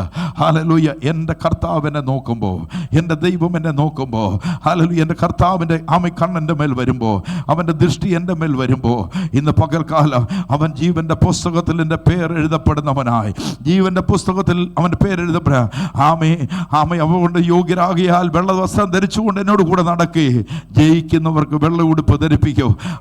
ഞാൻ ജീവപുസ്തകത്തിൽ അവരുടെ പേര് മായ്ച്ചു കളയത്തില്ല. ഇന്ന് പകൽക്കാലം പരിശുദ്ധാത്മാവി പ്രാർത്ഥിക്കണം, എൻ്റെ പേരിനെ അങ്ങയുടെ ഹിതം എന്താണോ ആ ഹിതത്തിലേക്ക് ഞാൻ വരുന്നത്. ദിനം പ്രതി എനിക്കൊരു പുതുക്കം, ദിനം പ്രതി ഒരു മനസ്സാന്തരം. ഞാൻ പോയ വഴികൾ തെറ്റുള്ള വഴികളെങ്കിൽ ഇന്ന് ഞാൻ മടങ്ങി എൻ്റെ അപ്പൻ്റെ അരികിലേ വരുന്നു. എൻ്റെ അപ്പൻ എന്ത് പറഞ്ഞാൽ എൻ്റെ കർത്താവ് ഞാൻ കേട്ട് അങ്ങിൽ ഞാൻ നടന്ന എൻ്റെ കർത്താവെ എന്നോടും എൻ്റെ കുടുംബത്തോടും കർത്താവെ ഞങ്ങൾ കൂടിയിരിക്കുന്ന ദൈവസഭയോടും അങ്ങ് കരുണ കാണിച്ച് വാതിലുകളെ തുറന്നു തരണമേ എന്ന് ദൈവത്തോട് പ്രാർത്ഥിച്ച് യേശുവിൻ്റെ നാമത്തിൽ ഇന്നലെ വരെ നടന്ന വഴികളല്ല, ഇന്നെൻ്റെ കർത്താവിൻ്റെ വഴികളിൽ നിൽപ്പാൻ, ഇന്നെൻ്റെ കർത്താവിൻ്റെ വഴികളിൽ നിന്നുകൊണ്ട് ജീവൻ്റെ പുസ്തകത്തിനകത്ത് പറയുന്നു, ഹല്ലേലൂയ, നീ എൻ്റെ വചനം കാക്കാതിരിക്കുകയല്ല, ഞാൻ നിൻ്റെ വചനത്തെ കാത്തവനാ. ഹല്ലേലൂയ. നിന്റെ പ്രവൃത്തിയെ നോക്കുന്നൊരു ദൈവമുണ്ട്. ഞാൻ എൻ്റെ കർത്താവെ അങ്ങയുടെ മുന്നിൽ നിൽക്കുമ്പോൾ, ഞാൻ അങ്ങയുടെ സന്നിധി നിൽക്കുമ്പോൾ ഇന്ന് പകൽ എൻ്റെ പ്രവൃത്തികളെ നോക്കി ഞാൻ നിന്റെ പ്രവൃത്തി അറിയുന്നു. ഇതാ ഞാൻ നിന്റെ മുൻപിൽ ഒരു വാതിൽ തുറന്നിരിക്കുന്നു. പ്രവൃത്തിയെ നോക്കി വാതിൽ തുറക്കുന്നവർ ഇന്നലെ ഇരുന്നതിനേക്കാൾ അധികമായി ദൈവസന്നിധിയിൽ ഇരിക്കാൻ, ഇന്നലെ ഓടിയതിനേക്കാൾ വിശ്വസ്തയോടെ ഓടിക്കാൻ ഇന്ന് പകൽ നിന്റെ അതിരുകൾ വിശാലമാകണോ. അബ്രഹാം ദൈവസന്നിധി വിശ്വസ്തനെന്ന് വെളിപ്പെടുത്തിയപ്പോൾ അബ്രഹാമിനോട് സ്വർഗം പറഞ്ഞു, അബ്രഹാമെ കിഴക്കോട്ടും തെക്കോട്ടും വടക്കോട്ടും നോക്കുക, ഞാൻ ഇതെല്ലാം നിനക്ക് വിശാലമായി തരുവാൻ പോകുക. അതുകൊണ്ടാണ് പറയുന്നത്, അബ്രഹാമിനെ കുറിച്ച് അവസാനം പറഞ്ഞു നിർത്തുമ്പോൾ അബ്രഹാം പറയുക, അവൻ വാർദ്ധക്യത്തിലും അവൻ അനുഗ്രഹം പ്രാപിക്കുന്നവനായി മാറി. ഇന്ന് പകൽക്കാലം മരണം. ഇന്ന് നീതിമാന്റെ മക്കൾ അപ്പത്തിന് ഇറക്കത്തില്ല ദൈവവചനമുണ്ടെങ്കിൽ, നീ ദൈവസന്നിധി വിശ്വസ്തനാണെങ്കിൽ, നീ ഒരു അബ്രഹാമിനെ പോലായി മാറുകയാണെങ്കിൽ നിനക്ക് ഇസ്ഹാക്കിനെ പോലുള്ള തലമുറയെ ദൈവം തമ്പുരാൻ എഴുന്നേൽപ്പിക്കും. അവർ ക്ഷാമകാലത്ത് അവർ 100 പേര് കൊയ്യുന്ന തലമുറയെ മാറും. നീ ദൈവസന്നിധി നീ വിശ്വസ്തനെന്ന് വെളിപ്പെടുത്തണം. തലമുറയുടെ മുന്നിൽ ഇന്ന് നീ അത്ഭുതമായി മാറണം. നീ മറ്റുള്ളവരെ പഴിക്കാതെ, മറ്റുള്ളവരെ കുറ്റം വിധിക്കാതെ, മറ്റുള്ളവരെ നോക്കാതെ യേശുവിനെ നോക്കണം. ഇടത്തും വലത്തെ ചവിട്ടത്തും മാറി മാറി അടിക്കപ്പെടുമ്പോഴും അവന്റെ മുതുകിന്മേൽ അവൻ നാണയം തൊട്ടുകൊണ്ട് അവൻ താടിരോമങ്ങൾ വലിച്ചു പറിക്കുമ്പോഴും അവന്റെ തലയിലേക്ക് മുൾക്കിരീടം വെച്ചിട്ട് കോലുകൊണ്ട് അടിക്കുമ്പോഴും അവന്റെ മുതുക് അടിച്ചവർ തകർക്കപ്പെടുമ്പോഴും അരുമനാഥൻ ഒന്നും പറഞ്ഞില്ല. ഭാരമേറിയ ക്രൂശെടുത്ത് ഗോകുൽഥാ മലയിൽ ചവിട്ടി കയറുമ്പോഴും അവന് ക്രൂശ് തൂക്കപ്പെടുമ്പോഴും അവൻ ഒരു വാക്യം പറഞ്ഞു, ഇവർ ചെയ്യുന്ന എന്തെന്നറിയായ ഇവരോട് ക്ഷമിക്കണമേ എന്ന് പറഞ്ഞു. അവസാന രക്തം തുള്ളി പോലും എനിക്ക് വേണ്ടി ഊറ്റി തന്ന ഒരു രക്ഷകനുണ്ട്. അവൻ എൻ്റെ നാഥനാണ്, അവൻ എൻ്റെ വഴികാട്ടിയാണ്. അതുകൊണ്ട് വരുന്ന മരണപാശങ്ങൾ അവനെ അടക്കി വെക്കാൻ പറ്റില്ല. അവൻ കല്ലറകളെ ഭേദിച്ച് ഉയർത്തെഴുന്നേറ്റ പോലെ എൻ്റെ നാഥന്റെ വഴിയിൽ കൂടെ ഞാൻ നടക്കുന്നെങ്കിൽ മരണപാശങ്ങൾ എന്നെ ബന്ധിച്ചു വെക്കാൻ പറ്റത്തില്ല. അത് കല്ലറകളെ തുറന്ന് പള്ളിയിൽ വരുന്നതാണെങ്കിൽ എൻ്റെ ദൈവത്താൽ എനിക്കൊരു ഉയർപ്പ് വെച്ചിട്ടുണ്ട്. വെച്ചിട്ടുണ്ട്. എൻ്റെ ദൈവത്താൽ എനിക്കൊരു അനുഗ്രഹം വെച്ചിട്ടുണ്ട്. എൻ്റെ ദൈവത്താൽ എനിക്ക് ചില വഴികൾ തുറന്നിട്ടുണ്ട്. ഒന്ന് വിശ്വസിക്കുന്നവർക്ക് ഞാൻ കർത്താവിനെ സ്തോത്രം ചെയ്യുന്നപ്പോ, സ്വർഗത്തിനും ഭൂമിക്കും നാഥനായ കർത്താവേ, ഇന്ന് പകൽ ഞങ്ങൾ ഒരുമിച്ച് ദൈവസന്നിധി നിൽക്കുമ്പോൾ അങ്ങയുടെ സന്നിധി ഞങ്ങൾ പ്രാർത്ഥിക്കുക. ഞങ്ങൾ വിശ്വസ്തരെന്ന് ഞങ്ങളുടെ ജീവിതത്തിൽ എവിടെയെങ്കിലും അപ്പോൾ ഒരു മാറ്റം വരണമെങ്കിൽ മാറ്റം വരുത്തി അങ്ങയുടെ സന്നിധി വിശ്വസ്തയോടെ നിന്ന് അങ്ങയ്ക്ക് വേണ്ടി നിൽപ്പാൻ, അങ്ങ് ഞങ്ങളെ ഏൽപ്പിച്ച വേല വിശ്വസ്തയോടെ ചെയ്യുവാൻ, കുരുട്ട് കണ്ണുകളെ തുറക്കുവാൻ, കുഷ്ഠരോഗിയെ ശുദ്ധമാക്കുവാൻ, ഭൂതഹസ്തരെ വിടിപ്പിക്കുവാൻ, മരിച്ചവരെ ഉയർപ്പിക്കുവാൻ, കർത്താവേ ഞങ്ങളുടെ മേൽ ഇരട്ടി പങ്കിനെ തന്ന് ഞങ്ങളുടെ മേൽ അഭിഷേകം ചെയ്യണമേ എന്ന് പ്രാർത്ഥിക്കുന്നപ്പോ, അങ്ങയ്ക്ക് അടയാളമായി ഈ ദേശത്ത് ഞങ്ങൾ അങ്ങയ്ക്ക് അടയാളമായി ഈ ദേശത്ത് നിൽപ്പാനുള്ള കൃപ തരുന്നതിനാ ദൈവത്തെ സ്തോത്രം ചെയ്യുക. യേശു ക്രിസ്തുവിന്റെ നാമത്തിൽ ഇന്ന് ദൈവസഭയിലായിരിക്കുന്ന മുഴുവൻ കുടുംബങ്ങളുടെ പേരും ആ ദൈവ സാന്നിധ്യം ഇറങ്ങണമേ എന്ന് പ്രാർത്ഥിക്കപ്പോ, ഓരോ കുഞ്ഞുങ്ങളുടെ മേൽ ഇറങ്ങണമേ, അവർ അടയപ്പെട്ട വാതിലുകളെ തുറക്കണമേ. യേശുവിന്റെ നാമത്തിൽ അത്ഭുതകരമായ ദൈവ സാന്നിധ്യം ഇറങ്ങി ഓരോരുത്തരുടെ മേൽ അത്ഭുതങ്ങൾ വിടുതലുകൾ നടക്കട്ടെ. യേശുവിന്റെ നാമത്തിൽ ഒരു വലിയ പകർച്ച ഇന്ന് വ്യാപരിച്ചതിനായി സ്തോത്രം ചെയ്യുന്നു. യേശു ചെയ്ത അത്ഭുതത്തിന് നന്ദി പറയപ്പ. സ്വർഗത്തിന്റെയും ഭൂമിയുടെ നാഥനായ കർത്താവേ, ഓരോരുത്തരും ദൈവകരങ്ങളിൽ ഏൽപ്പിക്കുന്നു. കർത്താവ് ചെയ്ത സകല ഉപകാരങ്ങൾക്ക് സ്തോത്രം ചെയ്യുന്നു. ഒരു രൂപാന്തരവും ഒരു മാനസാന്തരവും ഇന്ന് വരുത്തുവാൻ, ഒരു മാറ്റത്തിലേക്ക് കരനീട്ടണം. ഇന്ന് പകൽ പൊതുവാതിലുകളെ ദൈവം തുറന്ന് മാനിക്കുവാൻ, ദൈവസന്നിധി വിശ്വസ്തയോടെ നിൽപ്പാൻ സ്വർഗം നിങ്ങളെ വഴികൾ തുറന്നു തരട്ടെ. സ്വർഗം നിങ്ങളെ അനുഗ്രഹിക്കട്ടെ. യേശു ക്രിസ്തുവിൻ്റെ നാമത്തിൽ തന്നെ